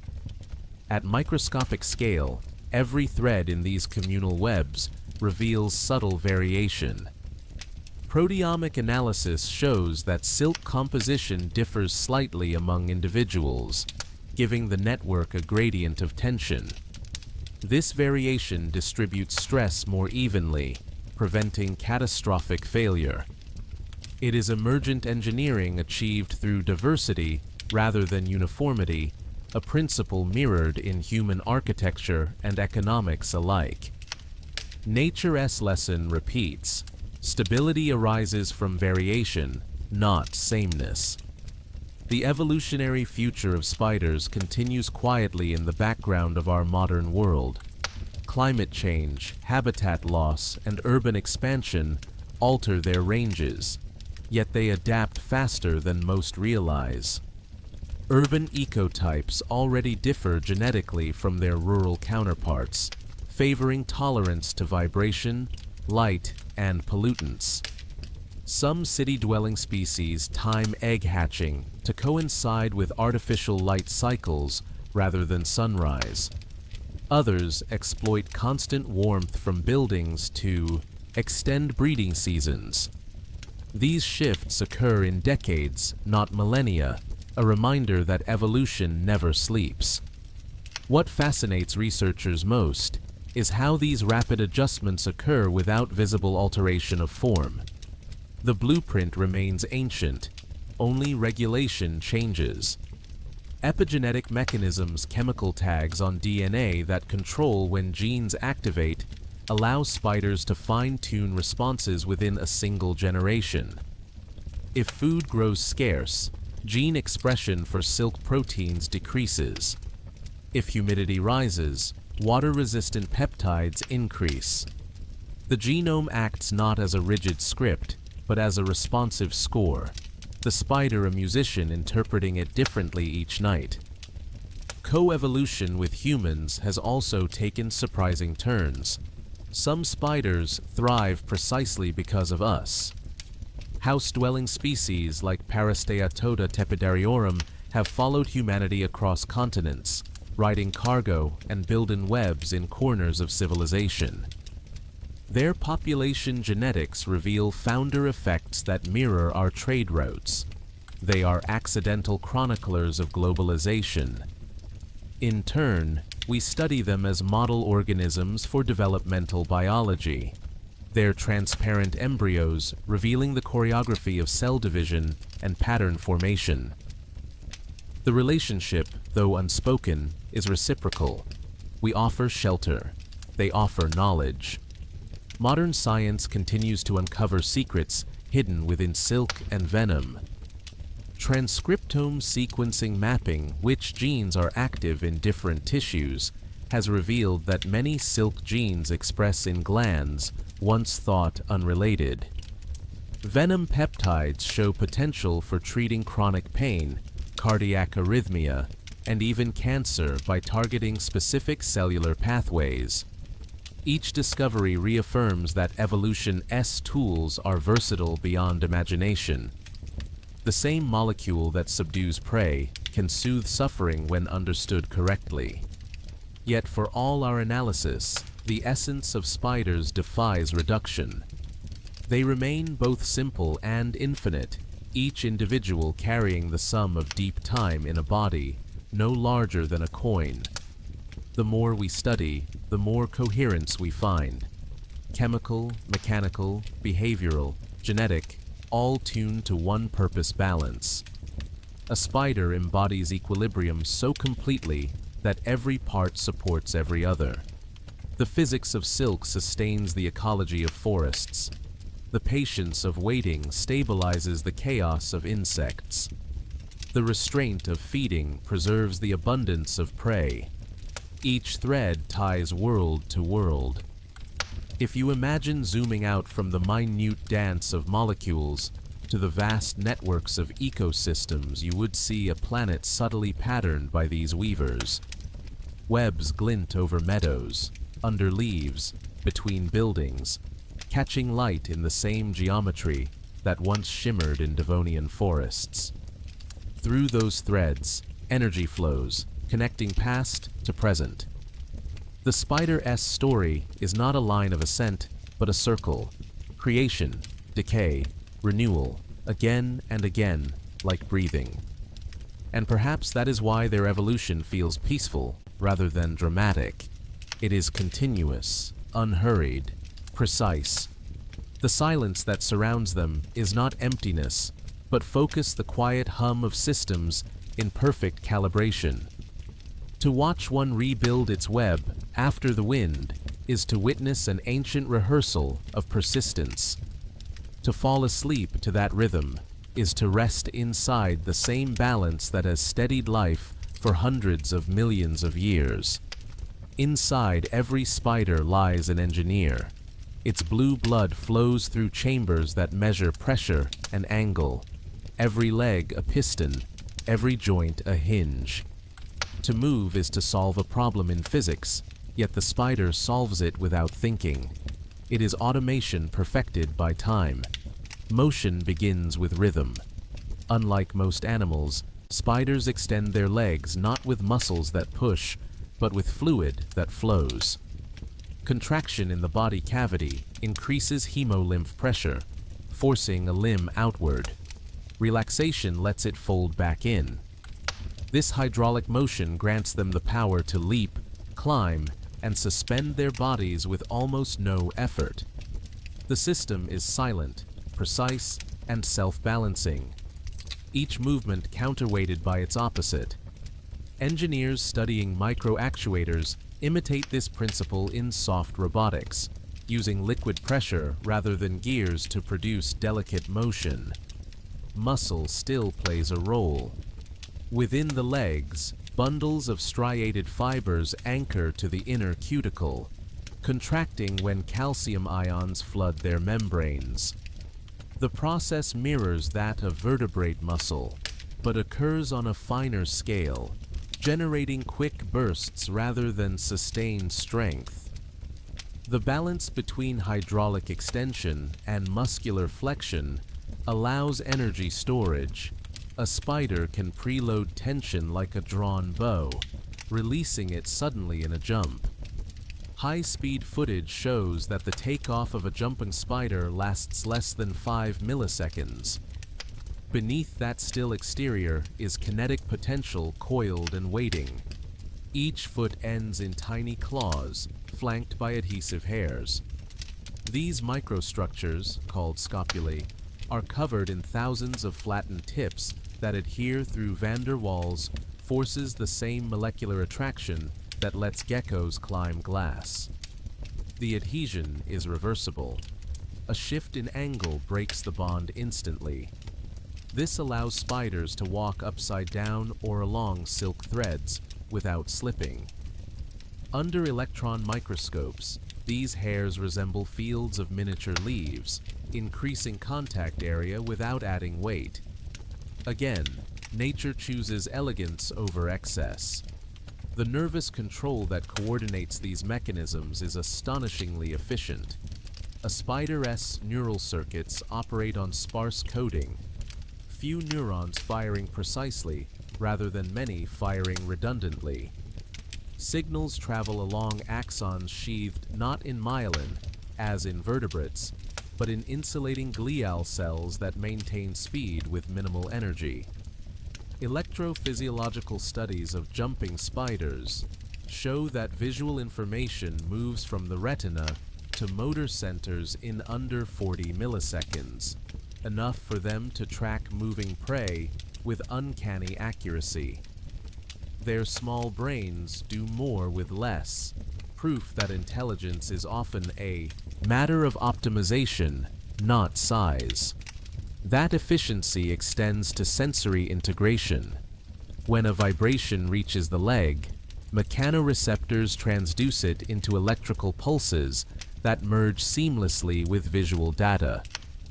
Experiments using fluorescent tracers reveal that neurons from different senses converge onto shared pathways, allowing instantaneous cross-reference.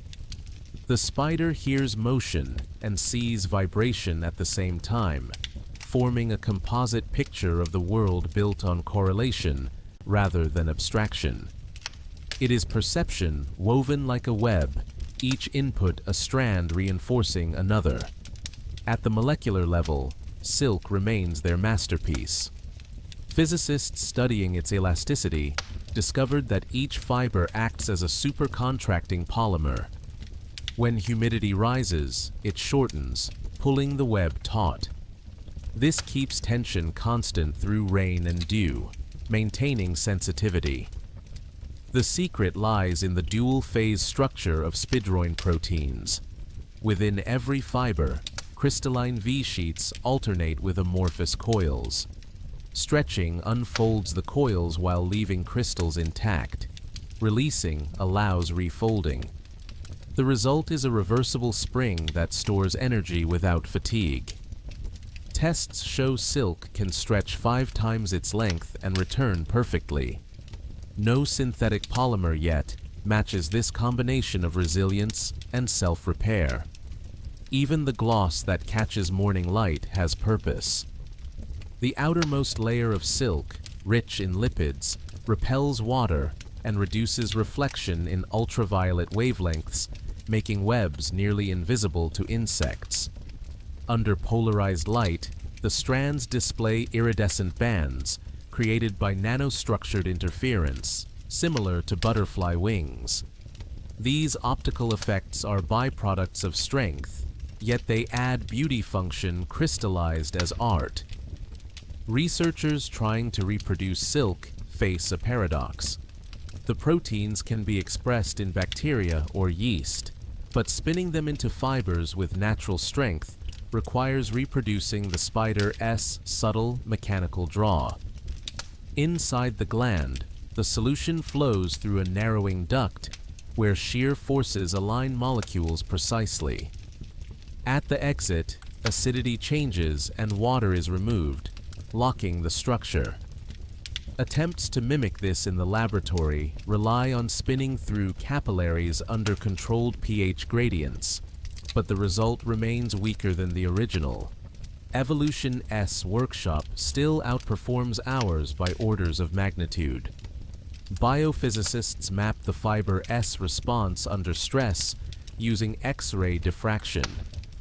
As silk stretches, the crystalline V-sheets rotate and slide, dissipating energy while keeping molecular bonds intact. When released, hydrogen bonds reform, restoring order.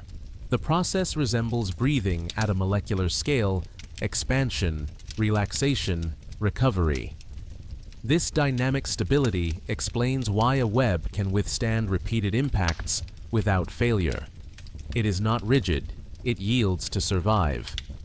The principal flexibility over resistance echoes throughout spider physiology and behavior alike.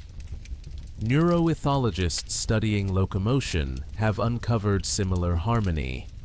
In walking, each leg moves in sequence controlled by central pattern generators, neural circuits, that produce rhythmic motion without constant input from the brain.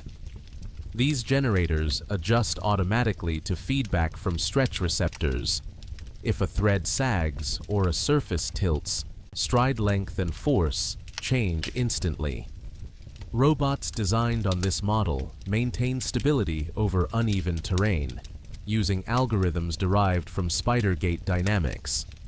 What looks like instinct is a living algorithm refined over geological time. Energy flow in spiders mirrors the same efficiency. Their aerobic metabolism is powered by small mitochondria densely packed within flight muscles of insects turned prey. When feeding, enzymes in the digestive fluid pre-digest tissues, reducing internal energy costs. Studies show that spiders convert over 70 of ingested calories into usable energy, an extraordinary figure for predators. Part of this success lies in the timing of activity. Most hunt at night, when cooler air reduces metabolic loss. Their behavior is thermodynamics expressed through instinct. Finally, consider their ability to sense and manipulate electric fields. Recent experiments reveal that ballooning spiders can detect atmospheric potential differences using tiny hairs that stand erect under charge. When field strength increases before a storm, they release silk and rise. The upward lift is not wind, but electrostatic repulsion between the charged thread and Earth's surface. In effect, they read the invisible forces of weather. Each launch is a calculation of tension, humidity, and electric gradient, all performed without thought. Every aspect of their physiology, from leg hydraulics to molecular silk, operates on the same law: minimal input, maximal outcome. The entire organism is an ode to conservation energy, material, motion. In this, spiders echo the deeper mathematics of life itself, where survival depends not on domination, but on efficiency.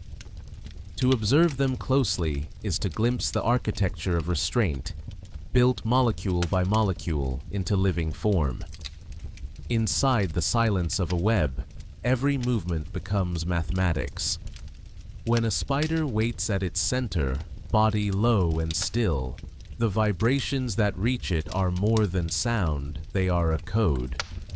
Each frequency carries information: the flutter of a moth wing, the stumble of a beetle, the faint oscillation of a breeze.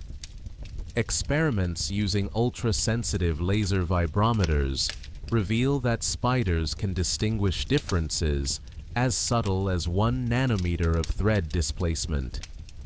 To sense such minute variation is to perceive the world through touch alone.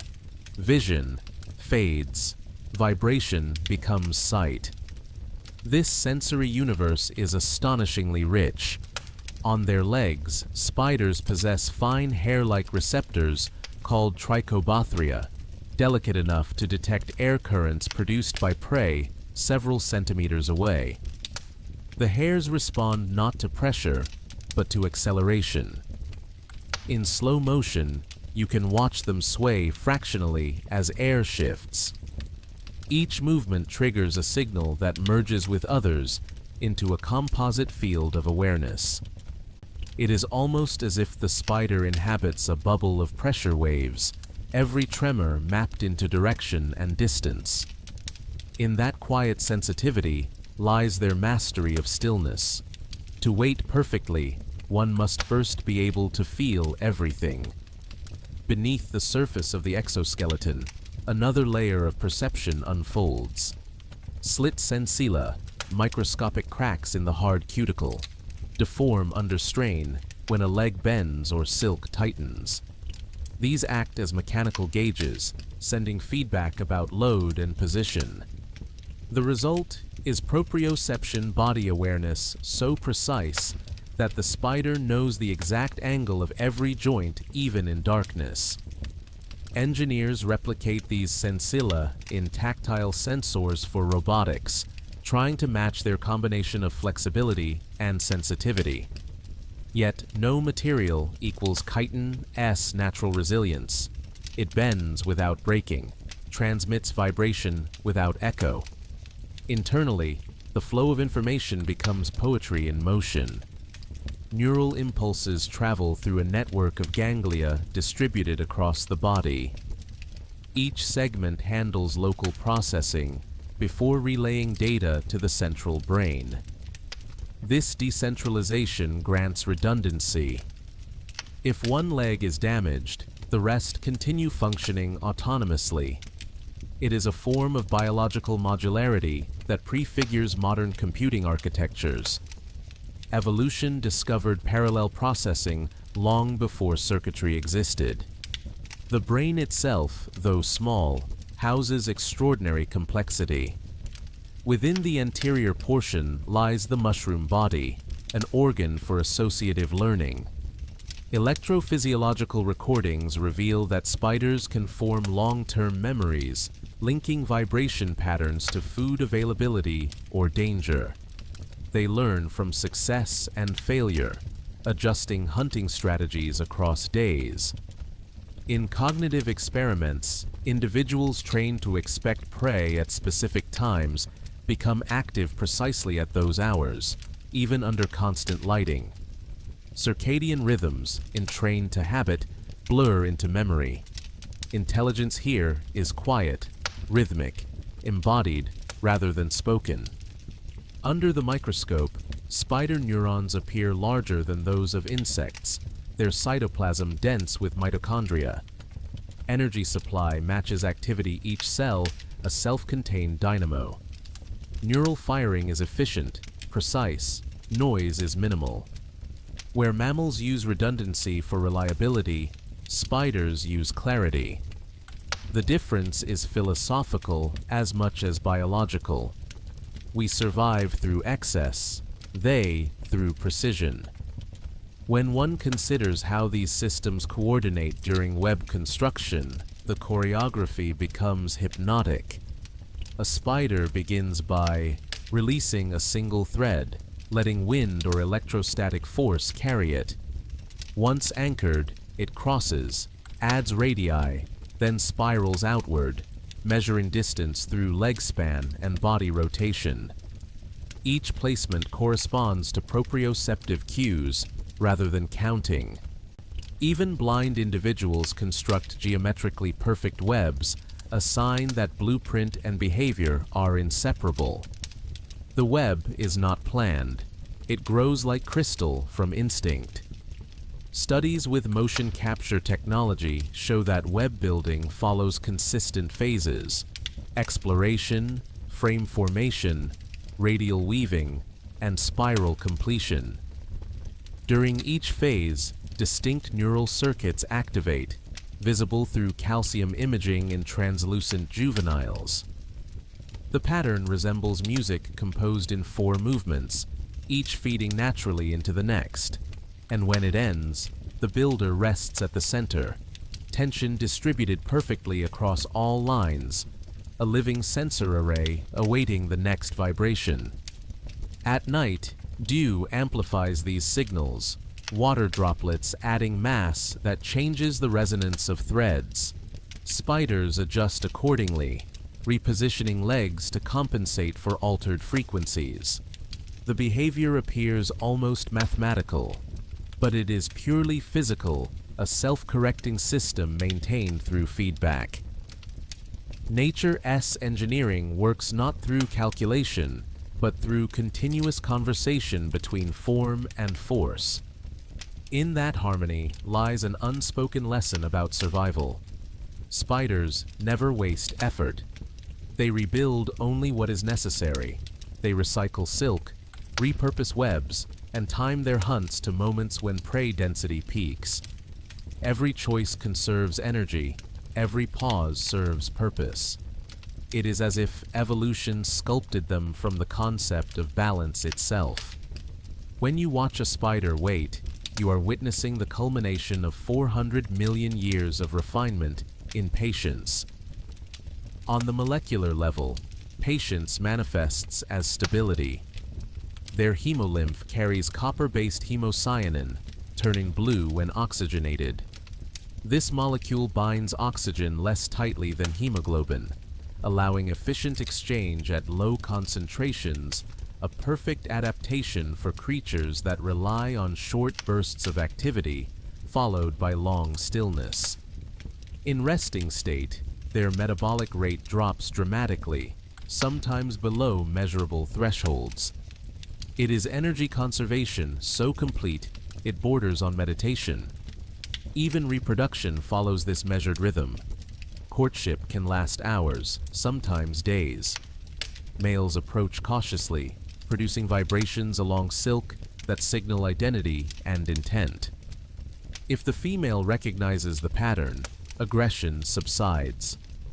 They communicate through rhythm, each pulse a word in a tactile language. When mating succeeds, sperm is transferred via specialized appendages called pedipalps, miniature syringes evolved for precision rather than speed. The process is both delicate and dangerous. One misread vibration, and the male becomes prey. Yet evolution favors persistence. Those that wait survive. The eggs, enclosed in silk sacs, carry the next generation's promise. Within, embryonic development mirrors that of other arthropods, segmentation, organ formation, molting before hatching. The tiny spiderlings emerge fully formed, miniature weavers equipped with all the instincts of their lineage. Many disperse by ballooning, releasing threads that catch air currents and lift them into the unknown. Some travel miles, others land only meters away. Each flight is both random and inevitable, like seeds in wind. It is nature's way of ensuring that even stillness spreads. As night deepens, the thought of these creatures so small, so ancient, becomes strangely soothing. Their existence is proof that complexity can coexist with calm. Everything they do, from breathing to building, follows laws of minimal disturbance. To watch them is to feel time slow, to realize that evolution's masterpiece is not strength or speed, but harmony. Every adaptation whispers the same message. Survival is not noise, it is balance. In the quiet hours before dawn, when air thickens with dew and light folds slowly across the landscape, a spider's world becomes a network of shimmering geometry. Each droplet refracts sunrise into prisms, and for a moment, the web reveals its true structure, a map of physics and patience suspended in air. Every junction holds tension calculated by instinct, every spiral the memory of a single heartbeat drawn outward in silk. At that still center, the spider rests motionless, but not idle. Its body measures everything: humidity, air density, vibration, charge. It knows the world not as separate senses, but as one blended field. When humidity climbs, it senses it through tension. When temperature falls, the viscosity of hemolymph shifts. Existence becomes feedback, perception without boundary. Scientists call this integration embodied intelligence, but the spider has practiced it for 500 million years. The web itself responds to the world like a living extension of its builder. Researchers discovered that even after the spider leaves, the web continues to vibrate with immeasurable frequencies, reacting to air currents and sound. Some describe it as a distributed sensory organ, a nervous system stretched into space. When the spider returns, it tunes this instrument with a few measured bites, rebalancing tension like a musician tightening strings. The analogy is almost literal. Each thread resonates at a specific pitch, and by touching one, the spider hears the others. Sound becomes structure. Structure becomes sound. Inside the spider's body, metabolism adjusts to match this rhythm. Digestive enzymes flow only when prey is captured. Energy is stored in lipid droplets dispersed through tissues, mobilized during starvation. In some species, fasting can last months. The body simply slows, entering a state of near suspension.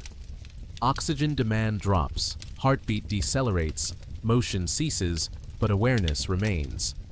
In laboratory conditions, tarantulas have survived 2 years without food. Their survival is a meditation in chemistry, metabolism balanced against time itself. Beneath the calm lies microscopic precision. The spider's exoskeleton is layered. Chitin microfibers cross-hatched with proteins in a composite stronger than bone, yet lighter than wood. Each molt reconstructs this armor from the inside out, dissolving the old and secreting the new. During the brief window of vulnerability when the cuticle is soft, the spider hides in darkness, pulse steady, waiting for the outer layer to harden. It is a moment of rebirth that repeats dozens of times through life, a miniature evolution enacted again and again. Within the silk glands, the chemistry deepens. Under the microscope, vesicles filled with spidroin proteins align like rivers converging toward an estuary. As pH drops along the duct, ions rearrange molecular bonds, transforming liquid into solid. The transformation is one way, irreversible, a phase shift that mirrors geological processes on a smaller scale. The spider carries its own factory of metamorphosis, operating silently inside its abdomen. When researchers model these flows, they find the same equations that govern lava solidification and glass formation. Life echoes physics in perfect detail. At the level of evolution, such harmony could only emerge through patience. Genetic analyses suggest that each functional silk-type dragline, capture, wrapping, originated from ancestral genes, duplicated and specialized over time. Duplications create freedom. One copy maintains the old task, the other experiments. Through countless generations, trial and error sculpted molecules as precise as clockwork. The process continues even now. New sequences appear, merge, vanish. Evolution never ends, it just becomes quieter, refining rather than rebuilding. Vision, too, tells this story of refinement. Most spiders possess 8 eyes, but each pair performs a distinct function. The principal eyes provide high-resolution color vision, sensitive into ultraviolet. Secondary eyes detect motion and depth. The retinas move within fixed lenses, scanning like miniature telescopes. Some jumping spiders even display spectral tuning comparable to that of primates, enabling recognition of complex patterns. And yet, despite such sophistication, Their visual processing consumes minimal energy.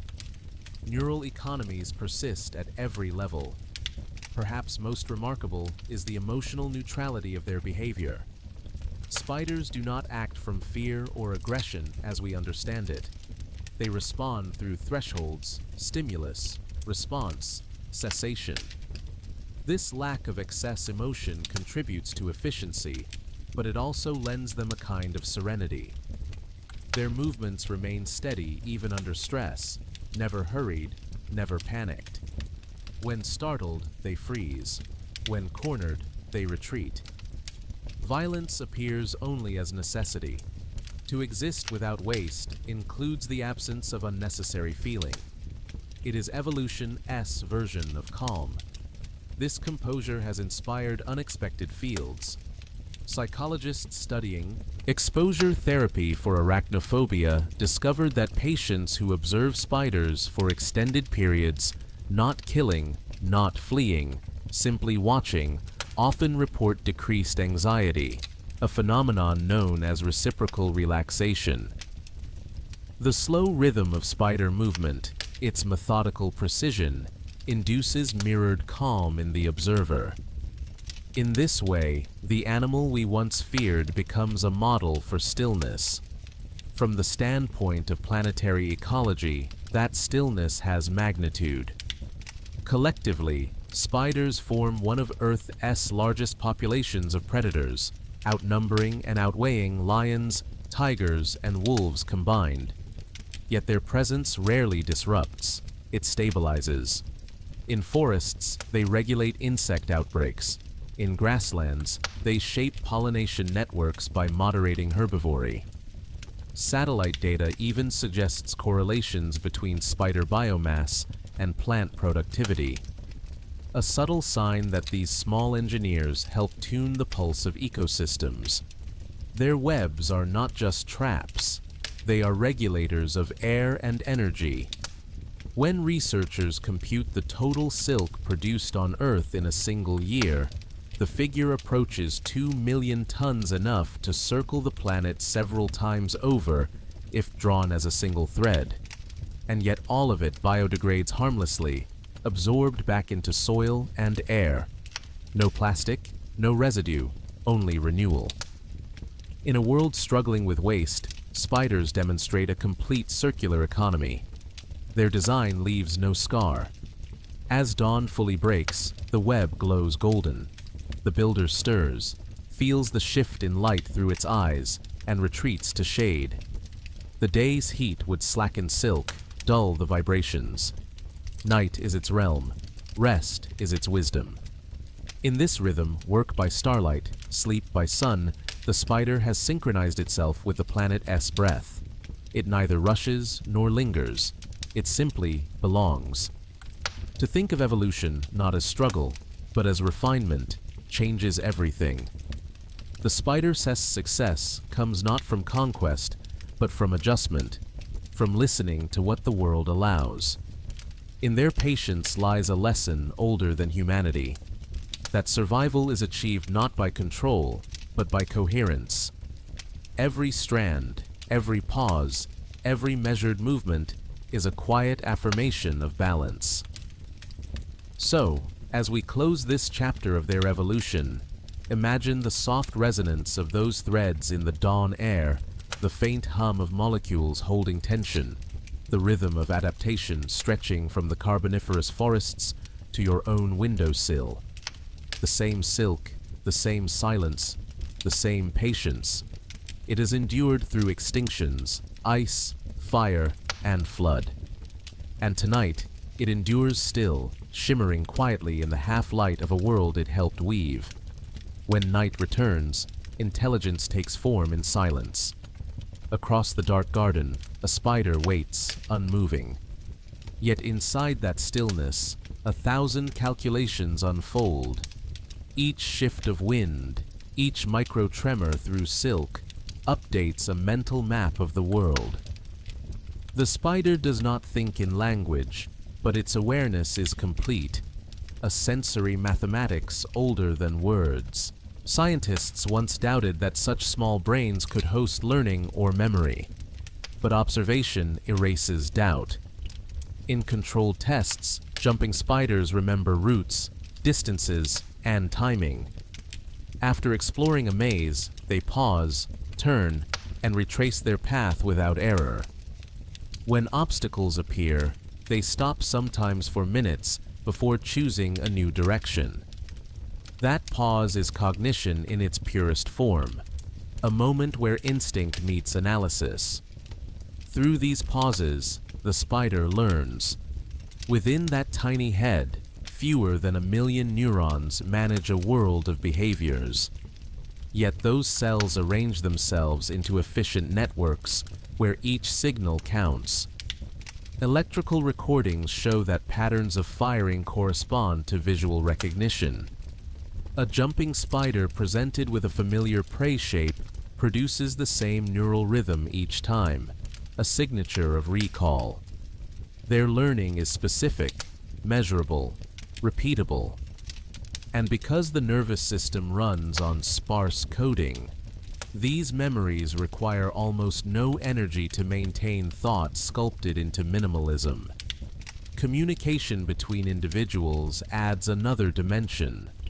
For species that share webs, cooperation depends on synchronization. When prey strikes one corner, vibrations travel outward like ripples. Each spider feels the pulse, calculates distance, and adjusts position so that others can intercept. No leader directs them. Coordination emerges spontaneously from feedback. Biologists call this stigmergy organization through shared environment rather than command. The web itself becomes the medium of thought, a physical network carrying information among minds. Even solitary species communicate through the same medium, though differently. Males pluck precise rhythms to announce presence. Females respond with tremors that mean acceptance or warning. These exchanges can last hours. Under acoustic magnification, their patterns resemble Morse code, structured yet improvised. To us, it is music made of tension. To them, it is conversation conducted through silk. The possibility of emotion of awareness beyond reflex has intrigued researchers. While spiders lack limbic structures found in mammals, they exhibit states akin to curiosity and caution. In one study, individuals exposed to novel objects approached slowly, retreated, then approached again, measuring through vibration rather than sight. Over repeated trials, latency shortened. Something within them adjusted expectations, bridging experience to prediction. Whether this constitutes feeling or merely adaptive response, the result is the same: behavior refined through attention. Attention itself may be their most remarkable trait. Jumping spiders. Principal eyes move independently, scanning different regions simultaneously. When one locks onto motion, the others widen focus, anticipating trajectory. Neural imaging reveals oscillations similar to our alpha brainwave cycles of suppression and enhancement that gate sensory input. It seems that even a creature so small employs rhythm to organize perception, ensuring that awareness does not fragment. From this rhythm arises what some call microconsciousness, a continuous flow of input filtered through relevance. The spider attends to what matters: the twitch of prey, the resonance of threat, and ignores the rest. This selectivity preserves energy and heightens survival. In its world, clarity is life. Perhaps that is why watching a spider brings calm. Its every motion is deliberate, stripped of noise. Cooperation reaches its zenith in the social weavers of South America. Within colonies the size of human rooms, hundreds share the same network. Researchers observing these structures at dusk describe a shimmer across the web as members move in unison, repairing and hunting together. Tasks divide naturally. Juveniles patrol edges. Adults occupy centers. Elders guard egg sacs. No orders, no hierarchy, just equilibrium. Genetic analysis shows that these groups consist mostly of sisters, kin selection shaping altruism through shared DNA. The colony survives because each thread strengthens the whole. Such cooperation suggests a cognitive shift from individual to collective. Signals propagate through silk so efficiently that reaction time decreases with group size, a phenomenon opposite to what occurs in crowds of higher animals. Where humans slow with numbers, spiders accelerate. Information density replaces confusion. It is evolution solving social coordination without speech.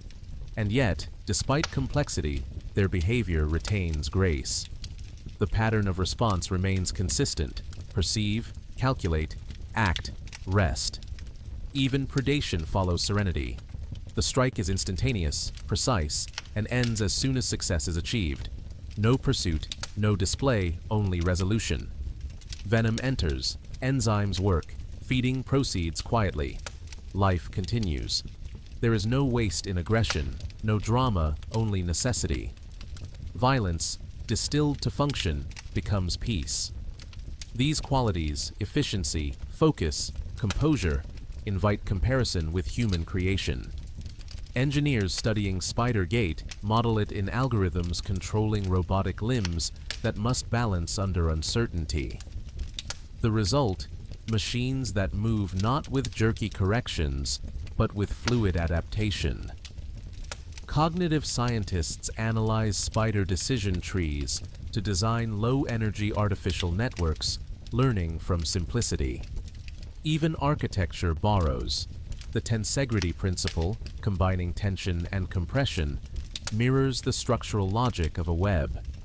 Each field finds in spiders a mirror of restraint and balance.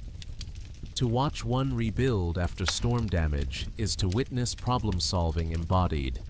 First comes inspection, each broken strand tested by touch. Then replacement, radial threads restored before spiral reconstruction. The process follows rules, but allows improvisation. No two repairs are identical. Mathematical modeling confirms that web architecture emerges from three variables: angle, spacing, and dragline tension, each adjusted through feedback. The outcome is always functional, never symmetrical for its own sake. Beauty arises as a byproduct of correctness. Within that beauty hides an idea rarely spoken. Evolution favors not chaos, but quiet coherence. The spider teaches that intelligence need not shout. It can whisper through motion, express itself in silk, and persist longer than any empire. Its cognition is steady, patient, precise, the mental equivalent of the web-S geometry. When light fades again, the spider awakens to its element. It moves slowly along the radial threads, testing tension, reading the language of vibration. To the untrained eye, this is habit. To science, it is a demonstration of distributed computation. Every step updates the internal model of the web.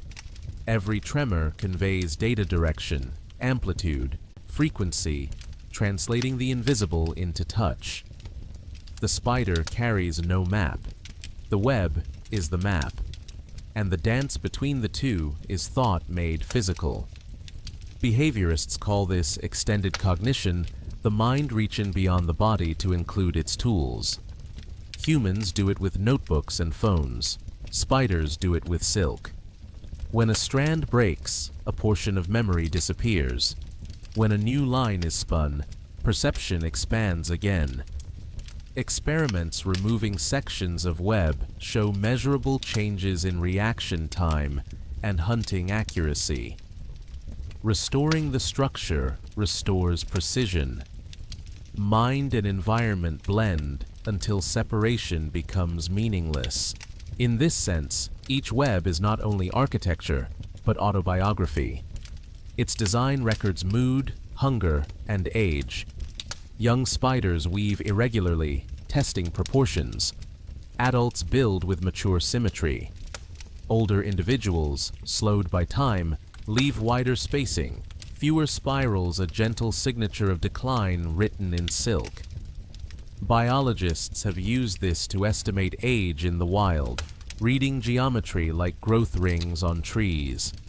Even decay becomes data. Some researchers speak of embodied mathematics. They note that a spider, when laying spirals, maintains an almost constant angle between leg and thread. That angle defines spacing automatically, creating logarithmic spirals identical to those in shells and galaxies. No calculation occurs, yet the pattern aligns with equations of minimal energy. It is nature computing through motion. To watch the spiral form is to witness geometry expressed through instinct. Night deepens. A moth brushes the outer threads, and the vibration travels inward like a ripple through time. Instantly, the spider knows size, distance, struggle. The response is not a reflexive lunge, but an elegant sequence: orientation, approach, assessment. Too large and it retreats, conserving strength. Appropriate and it advances, each step calibrated to dampen vibration, to silence the warning before the kill. Precision, restraint, success. Even predation follows the logic of efficiency. In the aftermath, feeding is chemical poetry. Enzymes liquefy tissues. The spider drinks what was once solid. No tearing, no waste. Digestion occurs externally, conserving energy otherwise spent on chewing or swallowing. The boundary between inside and outside blurs. Transformation happens in open air.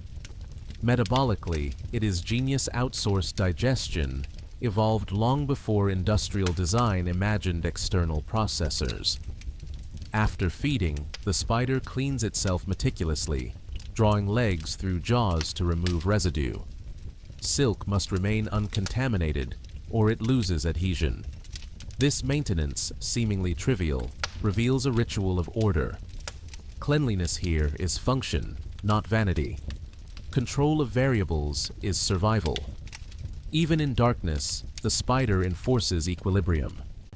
Scientists studying circadian cycles note that web building follows internal clocks synced not only to light, but to prey activity.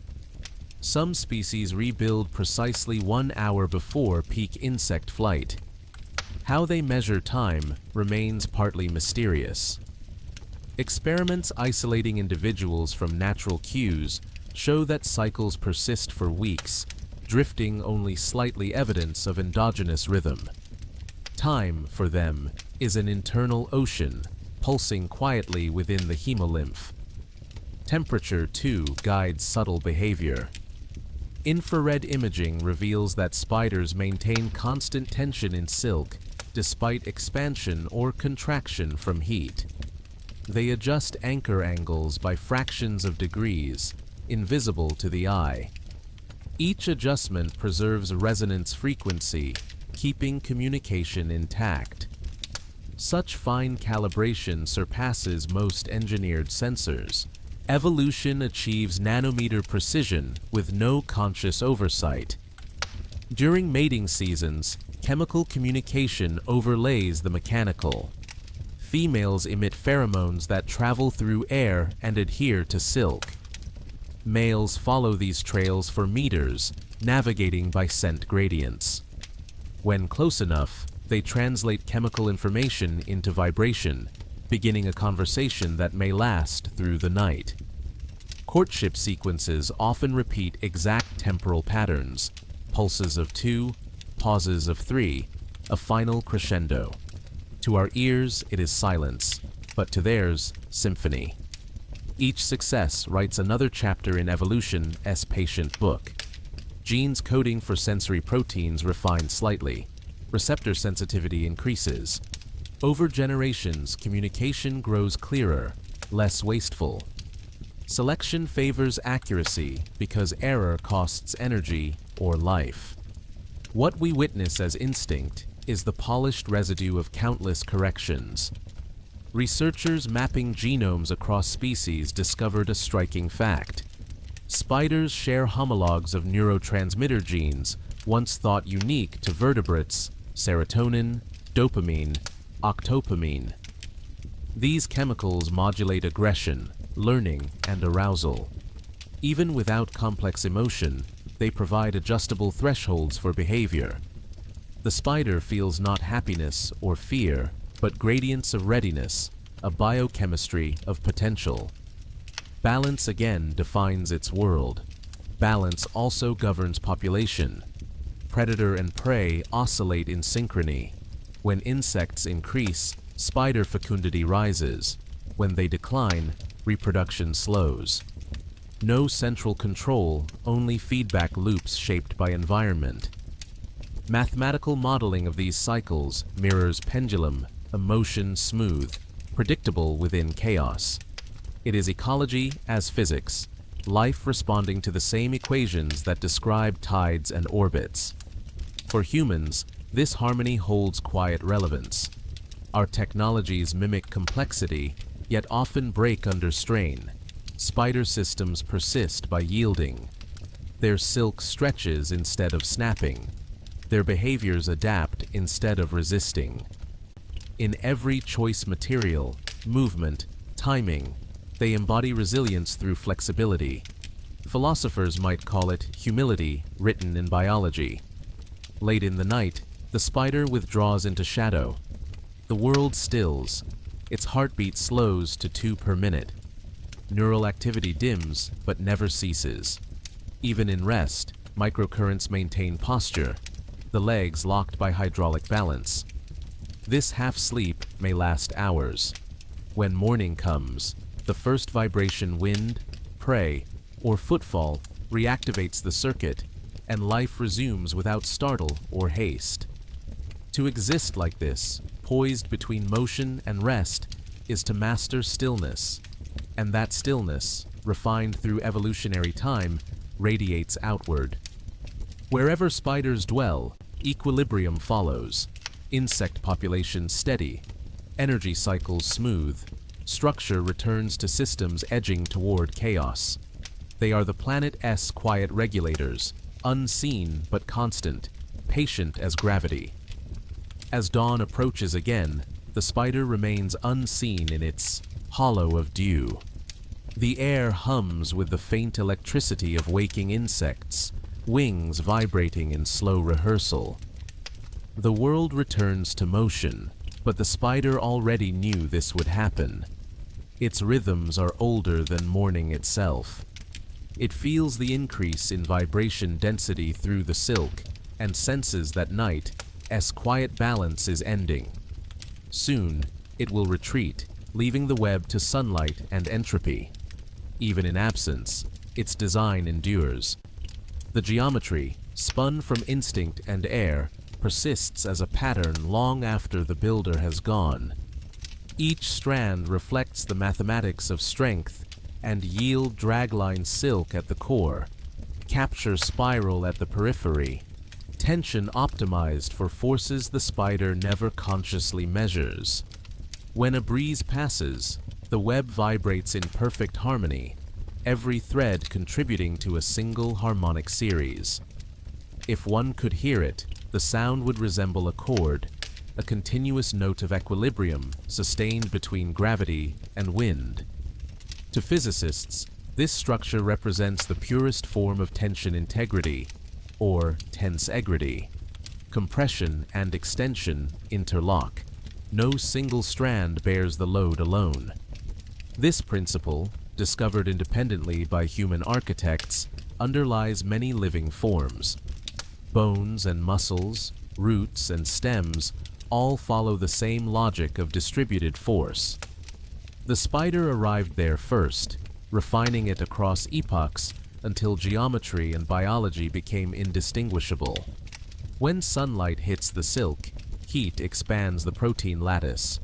The web loosens fractionally, reducing tension just enough to prevent breakage. By afternoon, humidity lowers. Contraction restores firmness. No conscious effort, only chemistry performing maintenance. Each fiber behaves as if aware of the weather, a silent conversation between molecule and climate. Such automatic adaptability is what engineers now call smart material behavior. For the spider, it has been reality since the Carboniferous. Through all of this, time continues its quiet work. Species rise and fade, continents drift, forests turn to desert, and back again. Yet somewhere in each epoch, a spider spins. Fossils in amber confirm this unbroken lineage webs, and legs and eyes so unchanged that even their proportions remain familiar. The earth changes costume, the weaver stays the same. Few creatures illustrate continuity so perfectly. They are evolution's handwriting unchanged through geologic pages. Under the microscope, these fossils reveal filaments still crystalline, their silk preserved as ghostly threads. Analyses of isotopic ratios suggest similar amino acid sequences to modern silk, meaning the biochemical recipe has been stable for over 100 million years. In evolutionary terms, that is eternity. Once perfection is achieved, time simply keeps it. Even extinction events could not erase them. After volcanic winters and meteor nights, they returned small, patient, undemanding of sunlight or space. Their resilience rests in their simplicity. Spiders need little. A corner, a breeze, and life in the air. Where larger forms perish in upheaval, they adjust tension, alter pattern, wait. Waiting, it seems, is one of the most successful survival strategies ever evolved. Waiting also defines their sensory art. At rest, the spider's body aligns with gravitational vectors so that minimal muscle tone maintains balance. This allows constant readiness without fatigue. In that poised suspension, the world communicates through silk. The buzz of prey, the whisper of dust, the rumble of footsteps. Each signal passes through the web's radial symmetry like sound through an instrument, its frequency filtered by length and diameter. The spider interprets all this through its legs, an 8-limbed orchestra of perception. Under experimental conditions, when vibrations are artificially modulated, spiders respond to harmonics more strongly than to fundamental tones. This means they perceive not just motion, but quality of motion, the texture of vibration. Some researchers speculate that this capacity allows them to distinguish between prey types, perhaps even between living and non-living disturbances. It is a kind of primitive aesthetic sense, preference guided by waveform. Such refinement of perception hints at deeper cognition. In maze tests where two identical prey options are presented, spiders learn to prefer the one that offers greater nutritional reward after several trials. They recognize patterns of success and store them as probabilities. Neurochemical assays show transient rises in dopamine-like compounds following correct choices, as though reinforcement operates chemically even without awareness. This is learning as algorithm: input, outcome, adjustment, repeat. Evolution's neural code playing quietly in miniature. Over generations, these micro-adjustments shape species behavior. Predators that build vertical webs specialize in catching flight paths. Horizontal builders adapt to crawling prey. Some even modify thread reflectivity to match the spectral sensitivity of local insects. Each lineage refines its design the way a craftsman perfects a tool slowly, modestly, eternally. For humans observing from afar, it becomes impossible not to see metaphor. We too spin networks of fiber optics, of data, of culture, and dwell within them. Our architectures echo theirs, though we pretend otherwise. What spiders teach, perhaps without meaning to, is that intelligence need not be loud. Theirs is an intelligence of calibration, of feedback, of quiet precision repeated until error disappears. The lesson holds beyond biology, that awareness itself may be nothing more than the universe measuring its own tension. By evening, the spider emerges again. The day's web, tattered by sunlight and dust, is consumed thread by thread. Recycling is ritual. As the silk dissolves inside its stomach, amino acids flow back into glands to become new silk before night fully falls. Destruction and creation merge in one gesture, continuous as breathing. When darkness returns, so does the pattern rebuild, identical, renewed. Perhaps that is why the presence of spiders feels eternal. They embody a truth older than species, that existence is maintained not by permanence, but by repetition. The web will vanish by morning, yet another will shimmer tomorrow, and the day after, and the next. The form endures because the act endures. Evolution, it turns out, is not progress, but patience made visible. So if you listen closely in the still hour before sleep, imagine the sound of that rebuilding, the faint pull of silk through air, the rhythm of legs tracing geometry in darkness. That sound, though unheard, has whispered through the planet as nights for hundreds of millions of years. It carries the memory of forests long turned to coal, of oceans that once lay over deserts, of the first hearts that beat on land. It is the lullaby of adaptation, steady and endless. And as you drift toward rest, remember this.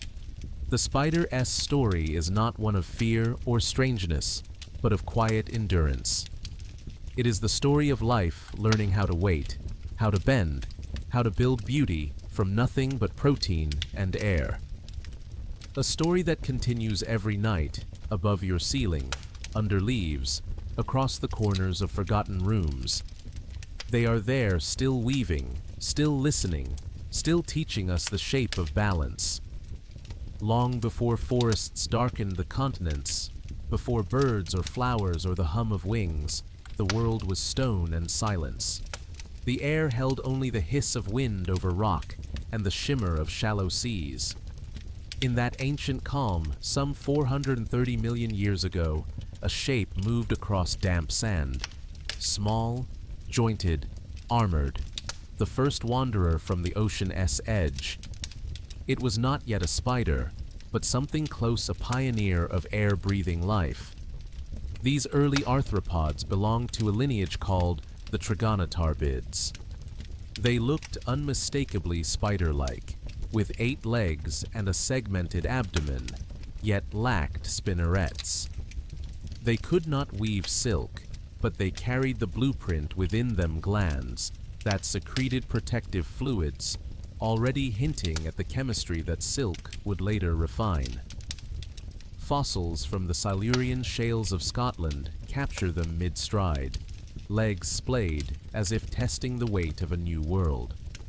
No other creature had yet dared to hunt on land. The air of that age was thin, laced with carbon dioxide. Plants stood barely knee-high, brittle stalks of early moss and cooksonia, their tiny leaves drawing oxygen into the sky for the first time. Against that backdrop, trigonotarbids became predators of primitive insects and millipedes that crept among the stems. They hunted by sight and by touch, their exoskeletons glittering with tiny pits that housed simple eyes. Every move they made wrote the first chapter of terrestrial predation. Over the next 60 million years, new forms emerged. From those early hunters evolved the Uraranida, creatures that bridged ocean and air. They possessed elongated tails, tipped with silk-secreting spigots, not quite spinnerets, but close. Their silk was coarse, used for egg protection and burrow lining rather than for nets. The earliest known specimen, Atercopus fimbriunguis, was found in Devonian sandstone. It marks the moment silk stepped from chemistry into architecture. With that step, evolution found a medium for endless experimentation. The Earth, then, was different: oxygen rising, continents colliding, forests of towering lycopsids thickening the air with moisture. Insects multiplied, and with them came opportunity. Predators needed tools for ambush, restraint, protection. Silk answered all three. Its versatility became the driving force behind a slow explosion of forms. Lineages diverged, each refining a thread for its own purpose: to wrap eggs, to reinforce burrows, to tether bodies during leaps. The web, as we know it, was still millions of years away, but the material was ready, waiting for geometry. By the Carboniferous period, roughly 320 million years ago, the first true spiders appeared. They belonged to the Mesothelae, a primitive group whose spinnerets sat mid-abdomen, like ancient relics of a half-forgotten design. Their fossils, preserved in coal deposits from France and China, show bodies armored with plates and spines, built for crawling through dense vegetation. Some modern descendants still survive in Southeast Asia, unchanged in silhouette, living fossils that have witnessed the continents drift apart. When researchers measure their genetic distance from other spiders, the separation stretches back over 300 million years, proof of lineage that endured every extinction since. The late Permian brought catastrophe. Volcanoes darkened skies, oxygen fell, oceans acidified. 90% of species vanished, yet spiders persisted. How? Paleobiologists believe their generalist diet and silk shelters provided microclimates that buffered extremes. Inside, burrows sealed with silk, temperature and humidity fluctuated less. Tiny refugees saved entire worlds of genes. While giants perished, the small survived by knowing how to hide. When life recovered in the Triassic, the survivors radiated into open niches. Spinnerets moved rearward for better control, venom glands paired with fangs for efficient feeding. This was the age when the blueprint of modern spiders solidified. Two great divisions emerged: the Mygalomorphae, the tarantulas and trapdoor spiders, and the Araneomorphae, the agile weavers that would one day span the globe. From this branching tree came every pattern of silk and hunting we know today. Venom changed everything.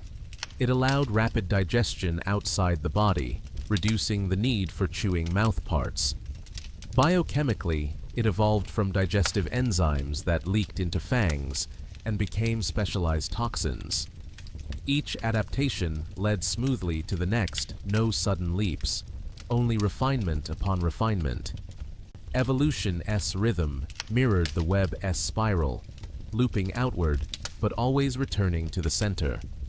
The Jurassic world, humid, green, buzzing, offered paradise. In the canopy, insects swarmed in clouds. Below, spiders claimed their share. Amber from that era contains webs almost indistinguishable from modern ones. Concentric circles, radial spokes, droplets of glue still clinging to threads after 150 million years. Within those droplets, mass spectrometry detects residues of ancient sugars nearly identical to those in today's orb weavers. Across deep time, chemistry held its note. Paleontologists now read those webs as evolutionary texts. Each design marks a chapter: sheet webs for catching jumpers, funnel webs for ambush, orbs for flighted prey. The shift from horizontal to vertical webs paralleled the rise of winged insects. Natural selection tuned architecture to opportunity. With every new species of fly, a new spider strategy appeared, echoing the logic of coevolution that still unfolds today. By the early Cretaceous, continents separated, climates diversified, and so did the spiders. The araneomorphs spread, refining spinnerets into fine, articulated limbs, capable of producing multiple silk types simultaneously. No longer limited to one material, they became builders of mixed fabrics, dragline for structure, flagelliform for stretch, aggregate glue for capture. It was the textile revolution of the animal world, and it happened in silence beneath ferns and dawn mist. Through each epoch, one trait remained constant: restraint. Spiders never grew large like dinosaurs or dominated ecosystems like insects. They kept to balance numerous enough to shape, small enough to endure. That modest scale proved the key to longevity. When meteors fell or climates shifted, their webs trembled but held. Fragility, paradoxically, became resilience. As the Cretaceous drew toward its fiery close, life above the forest floor shimmered with movement. Dragonflies patrolled the air. Beetles clung to petals still damp with morning dew. Among them drifted the delicate, invisible snares of spiders. Their webs hung like constellations between leaves, recording every tremor of the breeze. Few other creatures so perfectly embodied the tension between fragility and permanence. When the great meteor struck 66 million years ago, the sky darkened for years. Plants withered, dinosaurs fell, oceans recoiled in ash. Yet in the dim understory, spiders endured. Their diet of small insect survivors of the disaster sustained them when larger food webs collapsed. They could wait, motionless, for days. They needed little. They could rebuild each night if wind destroyed their homes. Theirs was not strength through power, but through stillness. In the Paleogene that followed, new worlds blossomed. Mammals rose into empty niches, birds filled the air, and flowering plants transformed landscapes into colors unseen before. For spiders, it was opportunity renewed. Pollinators brought abundance. Forests stretched across continents. Silk adapted once more, threads fine-tuned to the dimensions of bees and flies. Venom diversified, matching prey chemistry with surgical precision. In this quiet age of rebirth, the spider became an artist of ecosystems. Fossil amber from the Baltic preserves scenes of everyday life frozen in resin.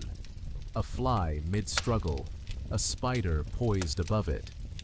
Under magnification, the posture is perfect, as if the creature still breathes. Chemical analysis shows pigments in the eyes identical to modern species. Evolution, in these forms, had achieved equilibrium. Change slowed because design had reached sufficiency. By now, spider families numbered in the hundreds, each occupying its own corner of possibility. The salticidae, or jumping spiders, traded webs for vision, evolving eyes of remarkable complexity. Their retinas contain layered photoreceptor cells capable of depth perception and color discrimination, an innovation rivaling that of primates. This visual mastery allowed active hunting by day, a bold divergence from the nocturnal habits of ancestors. The shift sparked a behavioral explosion: stalking, leaping, ambushing strategies guided by precision rather than chance. Elsewhere, Lycosidae, the wolf spiders, abandoned webs altogether, relying on speed and ground-level camouflage. Their setae, or sensory hairs, read vibrations through soil, enabling them to track prey unseen. They became nomads of the earth, living among grasses and stones. The same adaptability unfolded in deserts, where the Sicariidae, or recluse spiders, evolved venom so potent it could liquefy tissue in minutes, an adaptation for rapid digestion in dry environments. Each lineage mirrored its landscape, shaping and being shaped in turn. Silk, meanwhile, continued its quiet evolution. new gland types appeared, each with its own molecular composition. Some produced drag lines strong as steel by weight. Others secreted elastic fibers for wrapping or egg protection. Spiders could now combine multiple threads into composite structures, adjusting mechanical properties on the fly. This capacity for modular design, the ability to alter architecture without altering anatomy, made them supreme engineers among arthropods. During the Eocene, as climates warmed and forests spread toward the poles, spiders colonized every biome. In the canopy, orb weavers stretched massive structures across open air. In grasslands, sheet web builders wove low, horizontal traps that shimmered like dew fields. Cave species lost pigmentation and eyesight, navigating by vibration alone. Even the cold tundras hosted hardy webbers, whose silk remained flexible below freezing. The diversity was staggering, evolution as silent architecture filling every space. By the Miocene, roughly 20 million years ago, global cooling reshaped ecosystems once again. Grasses replaced forests, winds grew stronger, spiders adjusted, weaving smaller, sturdier webs, or abandoning silk altogether for ground pursuit. The Theridiidae, or cobweb spiders, found shelter among rocks and roots, their irregular webs resilient to turbulence. Within this family, natural selection refined a new weapon, the adhesive ball at the end of a sticky thread, wielded by the bolus spider. Instead of spinning a web, it swung a single line through the air, lassoing moths attracted by a pheromone mimic. Each adaptation carried precision that bordered on artistry. Parallel to these material innovations came subtler shifts in behavior. Parental care, once minimal, expanded. Females guarded egg sacs, some carrying young on their backs for weeks. Social tendencies arose in multiple lineages independently, suggesting that cooperation, once rare, held evolutionary value. In large communal webs found in tropical forests, thousands of individuals shared silk structures spanning entire trees. The combined weight could equal that of small mammals, yet the tension distributed so evenly that collapse never occurred. Complex societies, it seemed, could emerge without language, only geometry and instinct. Through all these ages, extinction events pruned but never erased them. Global cooling at the Pliocene end reduced diversity in some regions, yet survivors quickly recolonized. Their dispersal ability riding air currents on silk threads allowed them to repopulate continents with each interglacial thaw. A single storm could scatter millions of spiderlings across oceans, landing them on islands new to life. Thus, they became accidental colonizers, founding ecosystems where none had been. Today, genetic sequencing confirms what those patterns suggested. Spiders have radiated into more than 50,000 known species, with likely tens of thousands still undescribed. They exist on every continent, from coastal dunes to mountain glaciers. Their webs span from the size of coins to the width of rivers, and in all that diversity, the same ancient motifs repeat: silk, patience, efficiency, balance. Evolution's secret, perhaps, is not novelty, but refinement. Spiders rarely reinvent, they perfect. Each generation tests, corrects, and polishes designs inherited from deep time. Over millions of years, this quiet iteration yields mastery, so complete it appears effortless. To watch a spider at work is to glimpse evolution's patience made visible.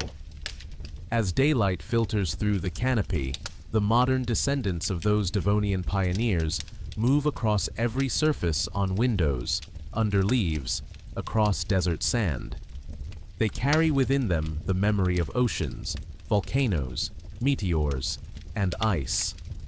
Their webs shimmer not just with light, but with lineage.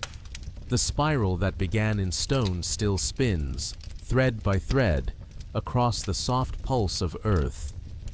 By the time the first humans walked the African plains, spiders had already completed their great experiment. The world they inherited was one the weavers had helped stabilize ecosystems, regulated by invisible nets that kept insect populations in balance. Every breeze that stirred the grass carried silk, glinting for a heartbeat before vanishing again. To early eyes it must have seemed like magic, thread drawn from air, structure conjured from nothing. Archaeologists find traces of that wonder in the oldest myths. Across continents, cultures imagined the spider as creator and storyteller, a being who spun the world into form. In West Africa, Anansi wove tales that explained order and chance. Among the Hopi, Spider Grandmother taught people to weave cloth and language alike. In Asia, the web became a symbol of destiny, each strand a path, each intersection a choice. Even without knowing the science, humanity recognized the pattern, that creation and connection are the same act. The fascination was not purely spiritual. Observation turned to imitation. Ancient Chinese texts mention silk from spiders, collected for medicinal binding. Greek artisans studied webs to design fishing nets. By the Renaissance, naturalists were already measuring tensile strength, marveling that so fine a line could hold such weight. Leonardo da Vinci sketched webs beside his flying machines, noting how radial tension balanced load. He understood what evolution had refined. Flexibility equals stability. As our species multiplied, spiders followed, quietly adapting to our architecture. Barns, temples, caves, and later cities each offered new surfaces for silk. Those that could tolerate light and vibration prospered. Others retreated to cellars and forests. Urban species evolved subtle changes. Thicker threads to resist air currents, faster growth to match indoor temperature. The shared history continued unnoticed. Two civilizations entwined, one of noise and steel, the other of silence and silk. Science deepened the relationship. In the 19th century, microscopes revealed silk's layered structure, fibrils aligned like crystal grains. Chemists discovered that humidity altered its stretch, and physicists began to model its elasticity in equations once reserved for metals. Spiders became living laboratories. Their simple genomes, compact yet ancient, offered clues to protein folding, biomechanics, even the origins of behavior itself. Each discovery confirmed the same truth. Evolution is elegance achieved through iteration. Today, we use their design in ways unimagined by our ancestors. Bioengineers replicate dragline genes in bacteria to produce synthetic silk stronger than Kevlar. Medical researchers weave microfibers into scaffolds for nerve regeneration. Architects study web dynamics to design earthquake-resistant structures. Every innovation echoes a gesture perfected long before thought existed. The spider remains mentor, patient and mute, its lessons written in the language of physics. Yet, despite familiarity, we still fear them. Some reflex older than memory tightens when we see 8 legs move. Perhaps it is the reminder that control is an illusion, that something so small, so silent, can command such skill. But fear, like the web, is thin. Spend time watching a spider work, and unease gives way to awe. Each thread placed, each pause measured, each motion deliberate. There is no menace in that patience, only mastery. In laboratories around the world, scientists continue to decode their story. Genomic sequencing of multiple families reveals lineages diverging back to the Carboniferous, confirming what fossils hinted. Molecular clocks tick quietly inside cells, marking epochs far beyond human comprehension. Every generation carries fragments of ancient experiments, genes preserved because they never failed.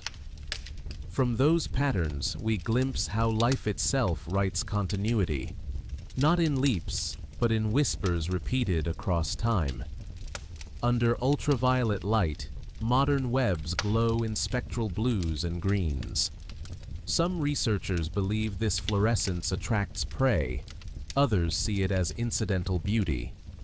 Either way, it binds biology to art. When wind moves through a web, the threads hum at frequencies audible only through amplification. Each species produces a distinct chord, a fingerprint of its architecture. The sound is hauntingly regular harmonics, rising and fading like breath. It is as though the planet itself murmurs through these instruments of air and protein.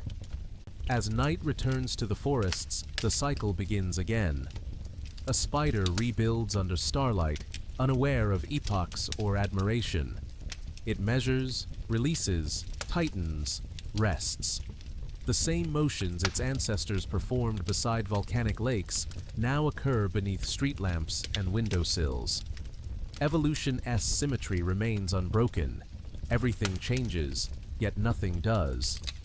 In that persistence lies the essence of their story. They are not conquerors or relics, but custodians of continuity. Every thread stretched between branches is a reminder that resilience can be silent, that survival can be soft. They do not shout their success, they live it.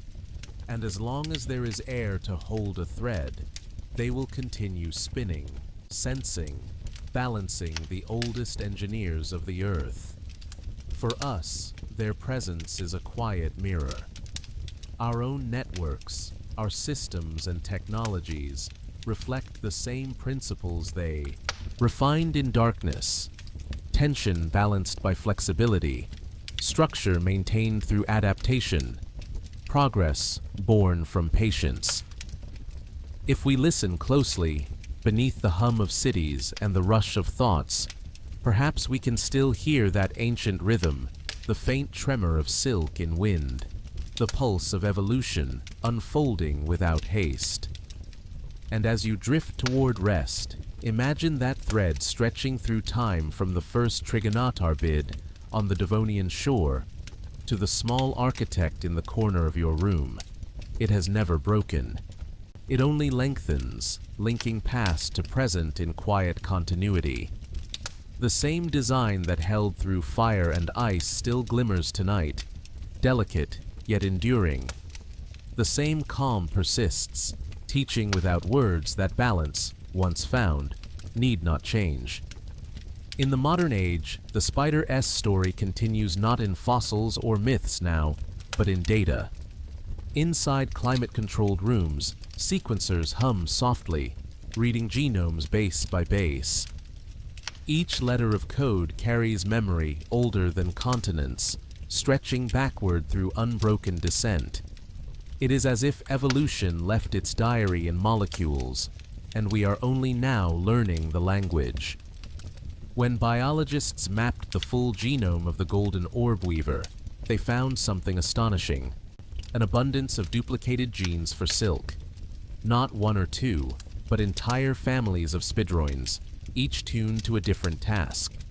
Some yield strength, others elasticity. Some create glue that clings even in rain. It is molecular polyphony, multiple melodies forming a single thread. The discovery confirmed what generations of observation implied. Silk is not a single substance, but an orchestra conducted by evolution. Further inside the genome lie clues to behavior itself. Regulatory sequences, tiny switches of DNA that control when and where genes activate, reveal patterns linked to courtship and hunting. When a male approaches a female, cascades of neuropeptides trigger sequences once meant for digestion. Venom chemistry and mating rituals share molecular ancestry. Life reuses what works, transforming tools without redesigning them. From a biochemical standpoint, love and survival share the same syntax. Beyond genetics, new imaging exposes hidden senses. Tiny slit organs scattered across the exoskeleton respond not only to vibration, but to minute changes in air pressure.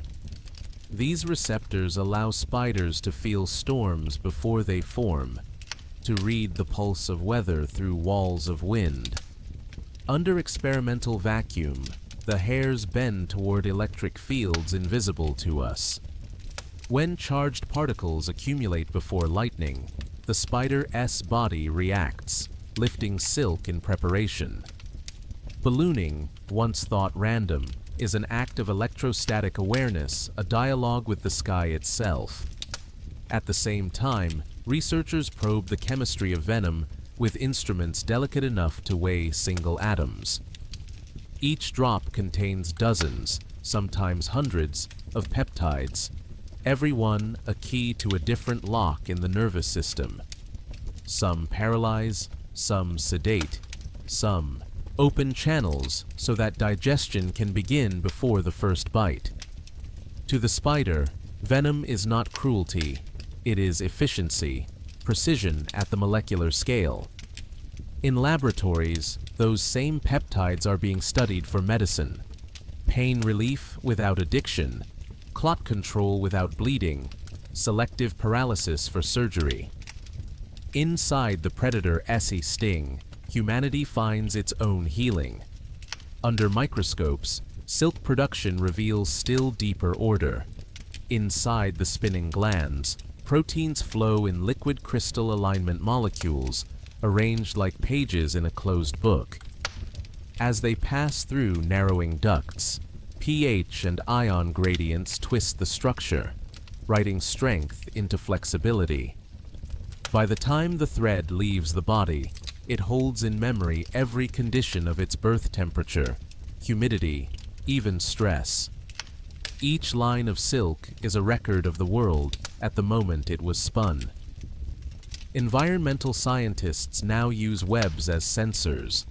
Because silk absorbs airborne particles, its chemistry reflects local air quality. Analyzing trace metals from webs in cities, researchers can map pollution gradients street by street. The same threads that once measured prey now measure human impact. It is an unintended partnership, our technology reading nature's instruments. Ecologists take the view wider still. They model ecosystems as networks of energy flow, and within those webs of data, they find a pattern identical to the geometry of real webs. Nodes, links, redundancy. The mathematics repeats. Each organism functions as a strand transmitting energy instead of vibration. Remove spiders from a model, and stability falters. Insect populations oscillate wildly. Vegetation follows, and the network collapses. The ancient engineers remain essential even when unseen. On the microscopic frontier, researchers trace how spiders interact with bacteria and fungi that share their silk. Some microbes live symbiotically within glands, preventing decay. Others decompose old threads, returning nitrogen to soil. The boundary between animal and environment dissolves. Even at microbial scale, the web continues. Every thread, visible or invisible, feeds back into life's equation. In that awareness, science rediscovers something older than its own language: connection. The more precisely we measure, the more we find relationships instead of boundaries. A spider does not simply exist in an ecosystem, it is an ecosystem, host to smaller lives, conduit of larger ones, link between air and earth. Through silk, nutrients travel, energy transforms, signals propagate. Each action, no matter how small, threads into the whole. This realization has changed how researchers study evolution, no longer as a ladder or tree, but as a mesh, a literal web of genetic exchange and ecological influence. Hybridization, symbiosis, horizontal gene transfer, all weave species together like fibers in one vast tapestry. The spider, long used as metaphor for the interconnected world, turns out to embody it in biology. It is not merely symbol, it is structure. From this perspective, intelligence itself broadens. Perhaps thinking does not require words or neurons shaped like ours. Perhaps it exists wherever systems adapt, communicate, and maintain balance. By that measure, a web adjusting to wind is a form of thought, and the planet breathing through cycles of carbon and water is a greater mind still. The spider reminds us that cognition need not speak to be real. Sometimes it only hums, quietly, through silk, vibrating in moonlight. If you imagine the world from their scale, perception transforms. Light becomes texture, sound becomes pressure. Time slows to the pace of waiting. Every raindrop, a tremor. Every shadow, a storm. And yet, within that narrow frame, order persists. The spider does not resist the vastness around it, it harmonizes. That may be the oldest secret of life, to survive not by fighting chaos, but by joining its rhythm. As night returns across the modern world, spiders emerge quietly from corners and grass blades. In cities, their silhouettes trace the same geometry that once shimmered in prehistoric forests. Streetlights reflect where moonlight once fell. The world has changed its shape, but not its pulse. The same instincts hum beneath the concrete. Measure, build, wait, rebuild. Urban ecologists have begun to map these hidden populations. They find species thriving among humans not by accident, but by adaptation. House spiders tolerate constant vibration, bright light, and chemical traces of our detergents. Their silk resists dust, their webs rebuild faster, their lifespans lengthen in mild indoor climates. Evolution, once measured in millennia, now unfolds in decades, visible even within a human lifetime. It is a quiet dialogue between our architecture and theirs. In subway tunnels, cobwebs catch particulate matter from passing trains. Each layer records environmental rhythm, rush hour, rainfall, weekend stillness. Scientists studying these webs describe them as biological seismographs, instruments that archive the heartbeat of cities. Every particle that settles on silk tells a story. A trace of diesel, a ghost of iron dust, the faint residue of ozone after lightning. The web listens even when we do not. Outside the city, balance continues through subtler exchanges. In grasslands, wolf spiders regulate locust numbers. In rainforests, orb weavers prevent insect blooms that could strip foliage bare. Remove them, and equilibrium fails within weeks. Plants wither, pollinators decline, and the air itself changes fewer leaves, less carbon drawn down, warmer nights. A thread pulled from one corner trembles through the entire web of life. The lesson, whispered across ecosystems, is always the same. Connection sustains stability. Researchers tracking spider distribution under climate change see shifts that mirror temperature itself. As zones warm, species migrate upward and poleward. High-altitude communities appear where none existed a century ago. But adaptation continues. Webs built in thinner air show tighter spacing, stronger anchors, fibers with altered crystalline ratios. Even their chemistry evolves, matching new moisture levels with molecular grace. Wherever the world moves, the weavers follow. In deserts, they retreat by day into silk-lined burrows that maintain humidity far above the surface. At night, they emerge, reading the earth through vibrations of sand. Some can sense the footfall of beetles several meters away, triangulating position with 8 legs acting as antennas. Infrared cameras show their movements as gliding arcs, guided not by sight, but by tremor. To live like this is to perceive the world entirely through motion, to know without seeing. Underwater, the Argyroneta aquatica, or diving bell spider, performs an opposite miracle. It spins silk domes among reeds, trapping air bubbles with hydrophobic hairs. Within these silver chambers, it breathes, hunts, and raises young, refilling the bell occasionally from the surface. It is the only known air-breathing animal to live its entire life beneath water, an evolutionary solution so elegant it borders on the surreal. By adjusting the dome S size and internal pressure, it keeps oxygen levels constant even as the outside world changes. It is a self-regulating habitat, a microcosm of balance suspended in a pond. Biologists studying these systems use one word repeatedly: homeostasis. It describes not stillness, but dynamic equilibrium, the ability to remain stable by constantly adjusting. This is what spiders embody. They are the perfect metaphor for resilience through motion, never fixed, yet never lost. Even the web, destroyed nightly, returns with the same precision, not as a copy, but as a continuation. What looks like fragility is a process of perpetual renewal. At the planetary scale, this principle echoes. Forests fall, seas rise, climates swing, yet life persists by weaving new patterns through the old.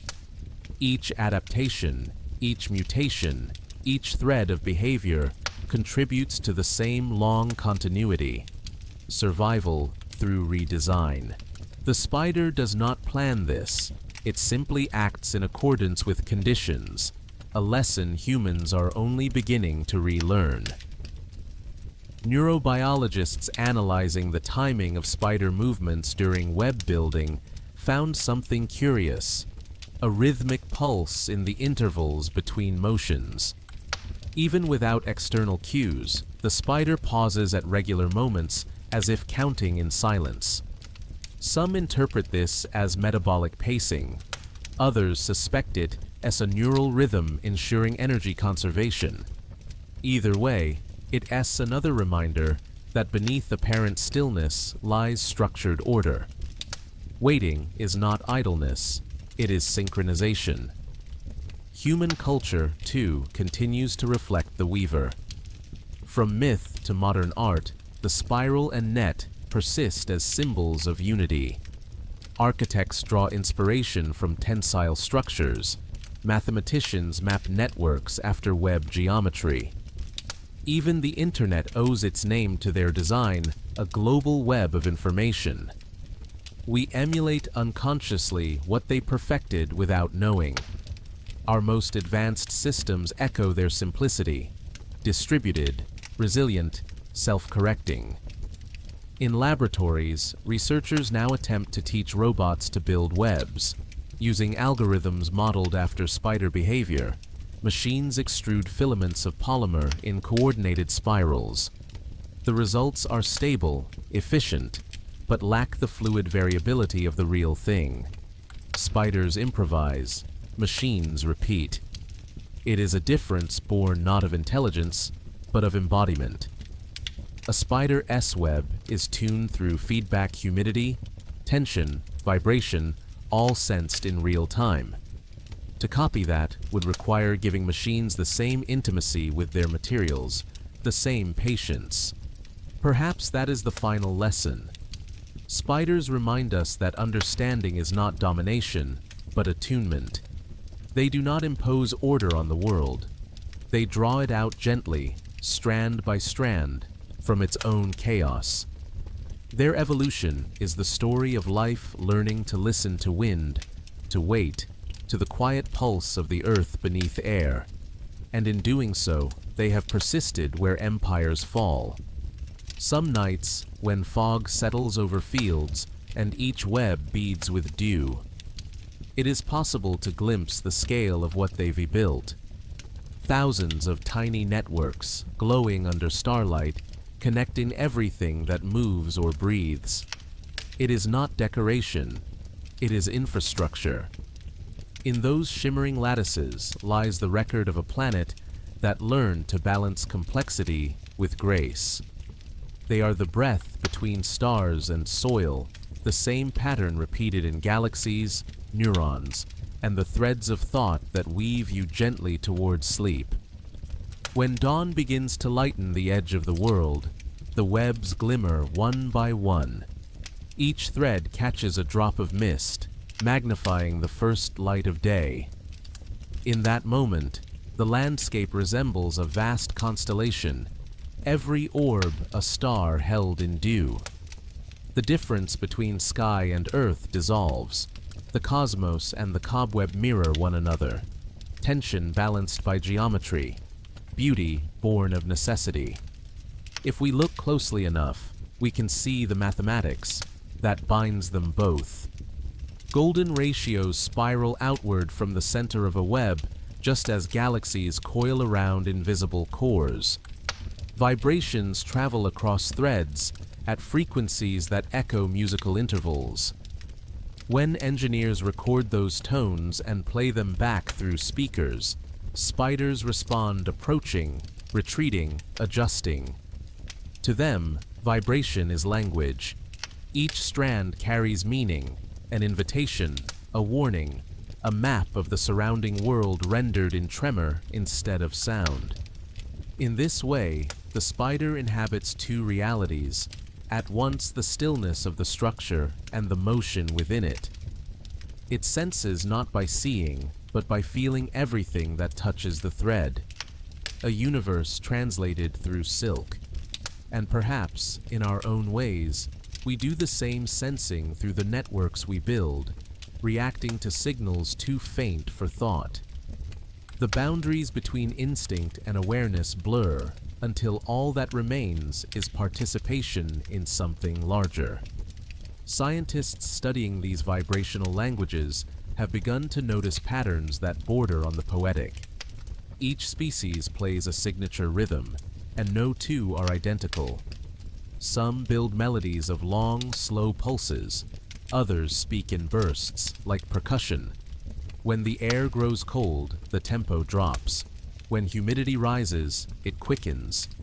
Every web is both instrument and score, performed once each night and dismantled by dawn. The concert lasts as long as the moonlight.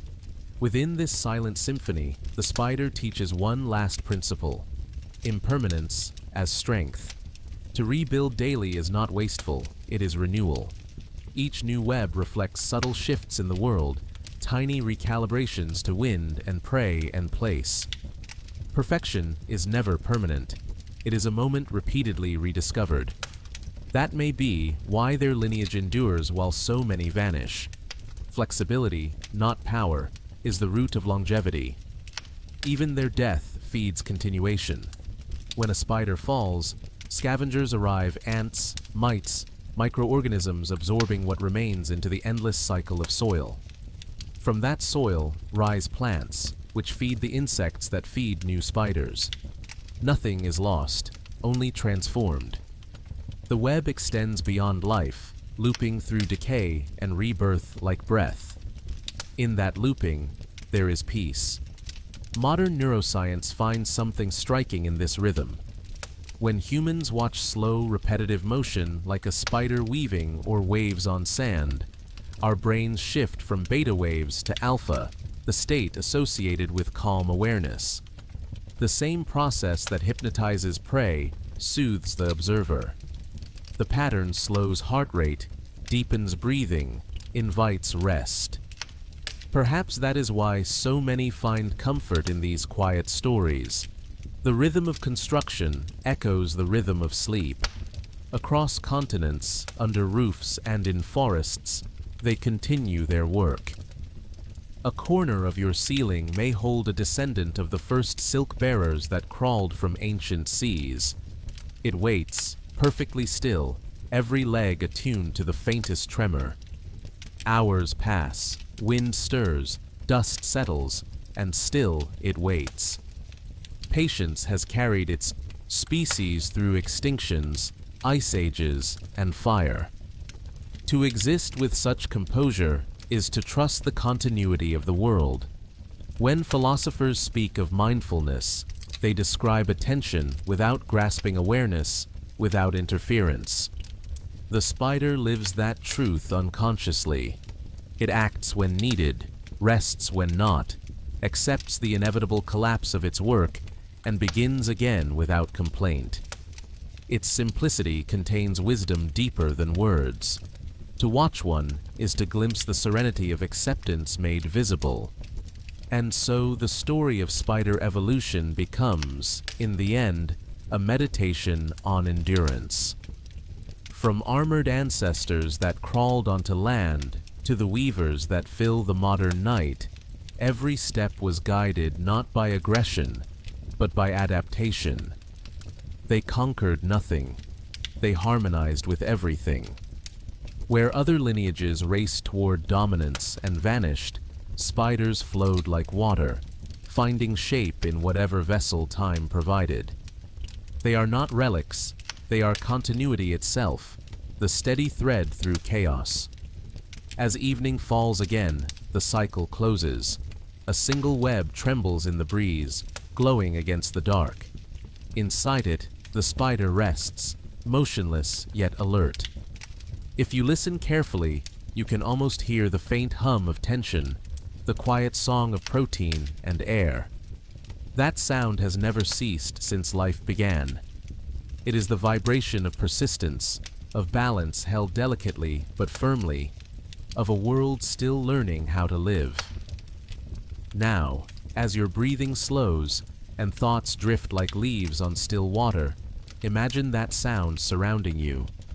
Each exhale another strand, each heartbeat another node in the endless design. You are part of that same web, connected, supported, gently woven into the story of the earth. And somewhere, in the silence of the room, a small creature builds again, unaware of the wonder it represents. Its work, like the story you've just heard, is not meant to end. It only continues quietly, gracefully, forever. In the quiet laboratories of the modern world, light falls through glass onto shapes so small they could vanish with a breath. Here, in these still rooms, scientists study the future thread by thread. At the heart of that future lies a secret drawn from the past: silk. The same material that once shimmered between ferns now hums inside machines that spin at the edge of precision. Spider silk remains one of nature's most extraordinary materials. It is stronger than steel by weight, yet stretches farther than rubber before breaking. It is protein, water, and air, nothing more. And yet it can stop a bee in mid-flight, or cradle an egg with perfect gentleness. Every strand is a paradox, fragile in appearance, indestructible in essence.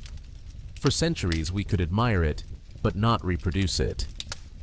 Now, with the help of gene editing, we are beginning to learn its grammar. At universities and research centers, synthetic biology teams copy segments of spider DNA and insert them into yeast or bacteria. The microbes become tiny silk factories, releasing spidroin proteins into culture vats. When purified and drawn into fibers, the result gleams almost identically to the natural thread. The implications ripple outward: clothing that repairs itself with water, sutures that dissolve when healing is done, parachutes that need no nylon. Each invention is a translation, a human language learning to speak in silk. In Japan, a company grows silken filaments inside corn plants. In Germany, engineers 3D print webs across carbon frames to create structures light enough to lift with one hand, yet strong enough to hold a car. At NASA, materials scientists test spider-inspired meshes for space habitats, membranes that can stretch against cosmic radiation and micrometeorite impacts. When astronauts run their fingers along the prototypes, they describe the texture as alive. It responds to pressure the way skin does. The old Weaver S legacy has left Earth, but the inspiration goes deeper than material. Architects study web geometry for guidance on efficiency. Each line in a web distributes tension so evenly that failure in one strand rarely collapses the whole. Cities built with that principle, flexible, distributed, redundant, recover faster from disaster. The very shape of tomorrow's skylines may trace back to the patient spirals outside a window pane. Roboticists, too, borrow from spiders. They design drones that navigate through sound, interpreting echoes like vibrations on silk. Others build mechanical limbs that coordinate by tension instead of motors' elastic systems that move with the quiet grace of living tissue. The goal is not to mimic the creature, but to understand its philosophy. Stability through sensitivity, control through surrender. And in the hum of servers and circuits, the web returns once more not of silk, but of information. Our networks mirror theirs almost perfectly, nodes connected by pathways, data flowing like prey vibrations. Cyberneticists analyzing internet traffic describe it in biological terms: growth, adaptation, resilience. It behaves like an ecosystem, not a machine. Unknowingly, we have recreated nature's oldest design in code. Every message sent, every page opened, is another strand in a digital web spanning the globe. As we peer deeper into these parallels, a quiet realization forms. Technology is not separate from nature. It is one of her experiments. When we design efficiently, we echo patterns that the planet has tested for hundreds of millions of years. When we build networks that learn, we mirror the same distributed intelligence that guides a spider through its weave. Our progress is not departure, but continuation, a new silk drawn from old genes. Neuroscientists exploring distributed cognition sometimes turn to spiders as living models. A single orb weaver uses its web as an external brain, storing spatial information in tension. When a strand slackens, it signals that prey has passed or that damage must be repaired. The spider reads those changes the way we read memory. Remove the web, and it hesitates, disoriented, as if thought itself had been erased. This merging of body and environment blurs what intelligence means. Perhaps mind has always extended outward, diffused through the structures it builds. Humanity, too, extends mind through what it creates: books, circuits, songs, webs of data. Our inventions are silk of another kind, spun from thought instead of protein. And just like the spider, we live within them, dependent on their patterns, bound by their vibrations. We are the weavers of information, catching meaning instead of flies. As this realization spreads through science and art alike, a new humility emerges. The more we uncover, the more we see repetition rather than dominance. Every problem we face, sustainability, design, balance, already has a solution written somewhere in the natural world. The answers wait in the geometry of leaves, the chemistry of shells, the patience of spiders. Learning to read them requires not more power, but more stillness. That is the quiet revolution of modern biology, the shift from extraction to collaboration. Instead of forcing nature to yield resources, we now ask how to join her systems without breaking them. Spider silk, endlessly renewable, biodegradable, strong, and soft, embodies that hope. It is technology that leaves no scar. A material born from the smallest architect may guide us toward gentler futures. Imagine, centuries from now, fabrics that breathe with us, bridges that mend themselves, habitats spun rather than built. Imagine cities that shimmer not with glass, but with living fibers adjusting to light and wind. This is not fantasy. Prototypes already exist. The thread that once held dew may one day hold civilizations. In the quiet corners of our homes, spiders still spin their work, unaware that they have become our teachers. Each strand they pull is an act of faith, a gesture into emptiness, trusting the thread will hold. It is the same faith we extend when we reach into the unknown, when we invent, when we dream. Perhaps this is why humanity has always seen something sacred in the act of weaving. From the tapestries of ancient Egypt to the looms of the Andes, from Navajo blankets to Japanese silk scrolls, the rhythm of thread across thread mirrors, the rhythm of thought across time. We have always sought order in the crossing of lines, in the measured repetition that creates meaning. The spider was the first to show us that patience can become pattern. Long before we had alphabets, the web was a form of writing geometry as a language. Artists and philosophers have long felt this connection. The poet William Blake wrote of seeing the universe in a grain of sand. Others have seen it in the trembling of a single strand. The French painter Odilon Redon sketched webs as metaphors for consciousness, radiant centers radiating into infinity. Even modern neuroscientists, mapping brain connectivity, note that the architecture of thought resembles a web more than a tree. It is not hierarchy, but harmony that defines intelligence. In psychology, therapists sometimes use the metaphor of untangling the web, a way to describe understanding one's life story, thread by thread. But the spider might remind us that not all webs are traps. Some are homes, safe and intricate, holding what is precious. What if the goal is not to escape the web, but to recognize its beauty? To see that every line of experience connects to another, forming a structure strong enough to rest within. Out in the world, spiders teach this lesson through ecology.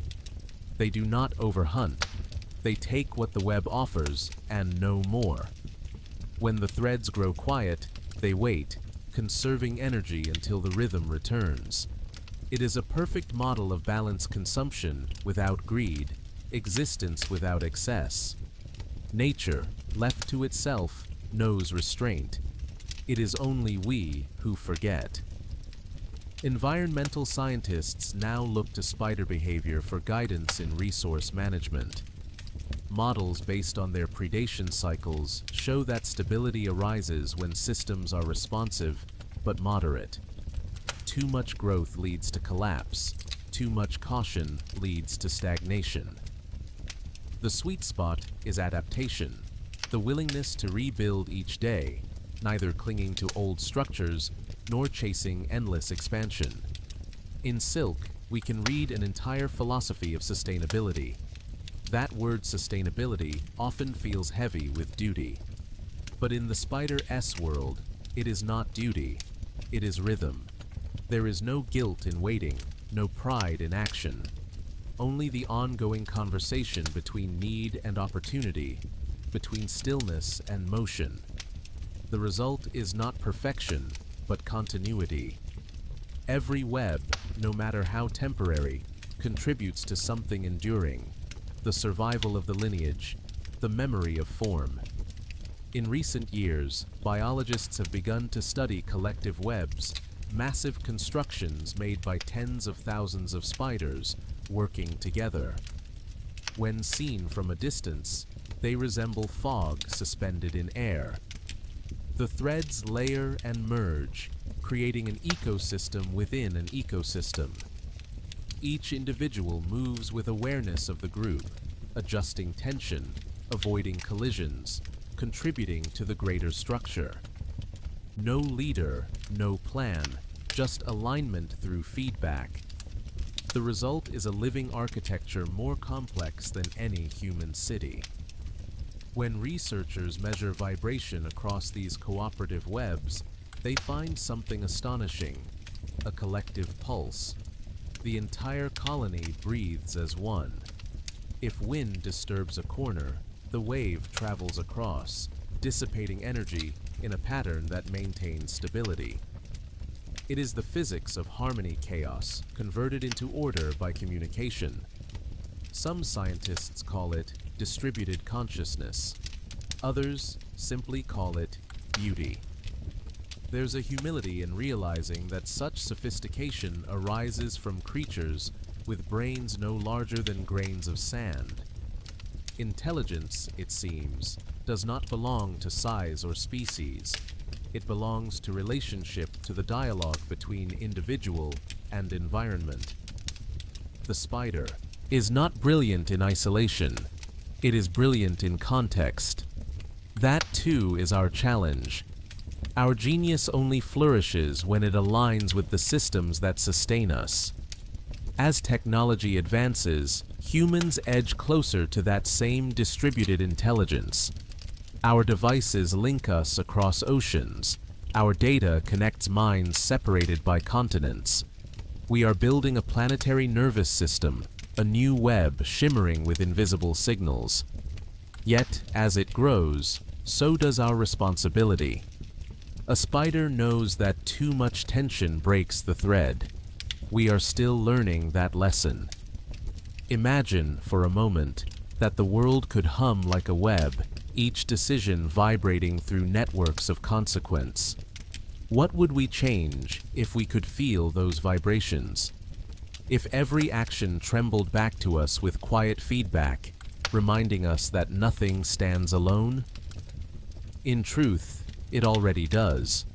We just don't always notice. Perhaps that is what makes stories like this one so soothing. They return us to awareness, to the feeling of connection that hums beneath everything. When you listen closely, when you slow down enough to sense the rhythm, you begin to hear what the spider hears. Not silence, but balance. A music older than sound. A calm older than words. Even the way the spider rests holds meaning. It doesn't sleep the way we do. It simply pauses, remaining alert yet still. Its body sways gently with the air, and if prey arrives, it wakes in an instant. That state, half asleep, half aware, mirrors the place between waking and dreaming. Perhaps that's why this story feels like a lullaby. It exists in that same space, where focus softens and time dissolves. And as you breathe, imagine that same stillness spreading through you. Your thoughts, like threads, settling into place. Each one part of a pattern you don't need to control. You too are a weaver of choices, memories, and connections, resting in the quiet strength of your own design. The same laws that guide the spider guide you: balance, patience, renewal.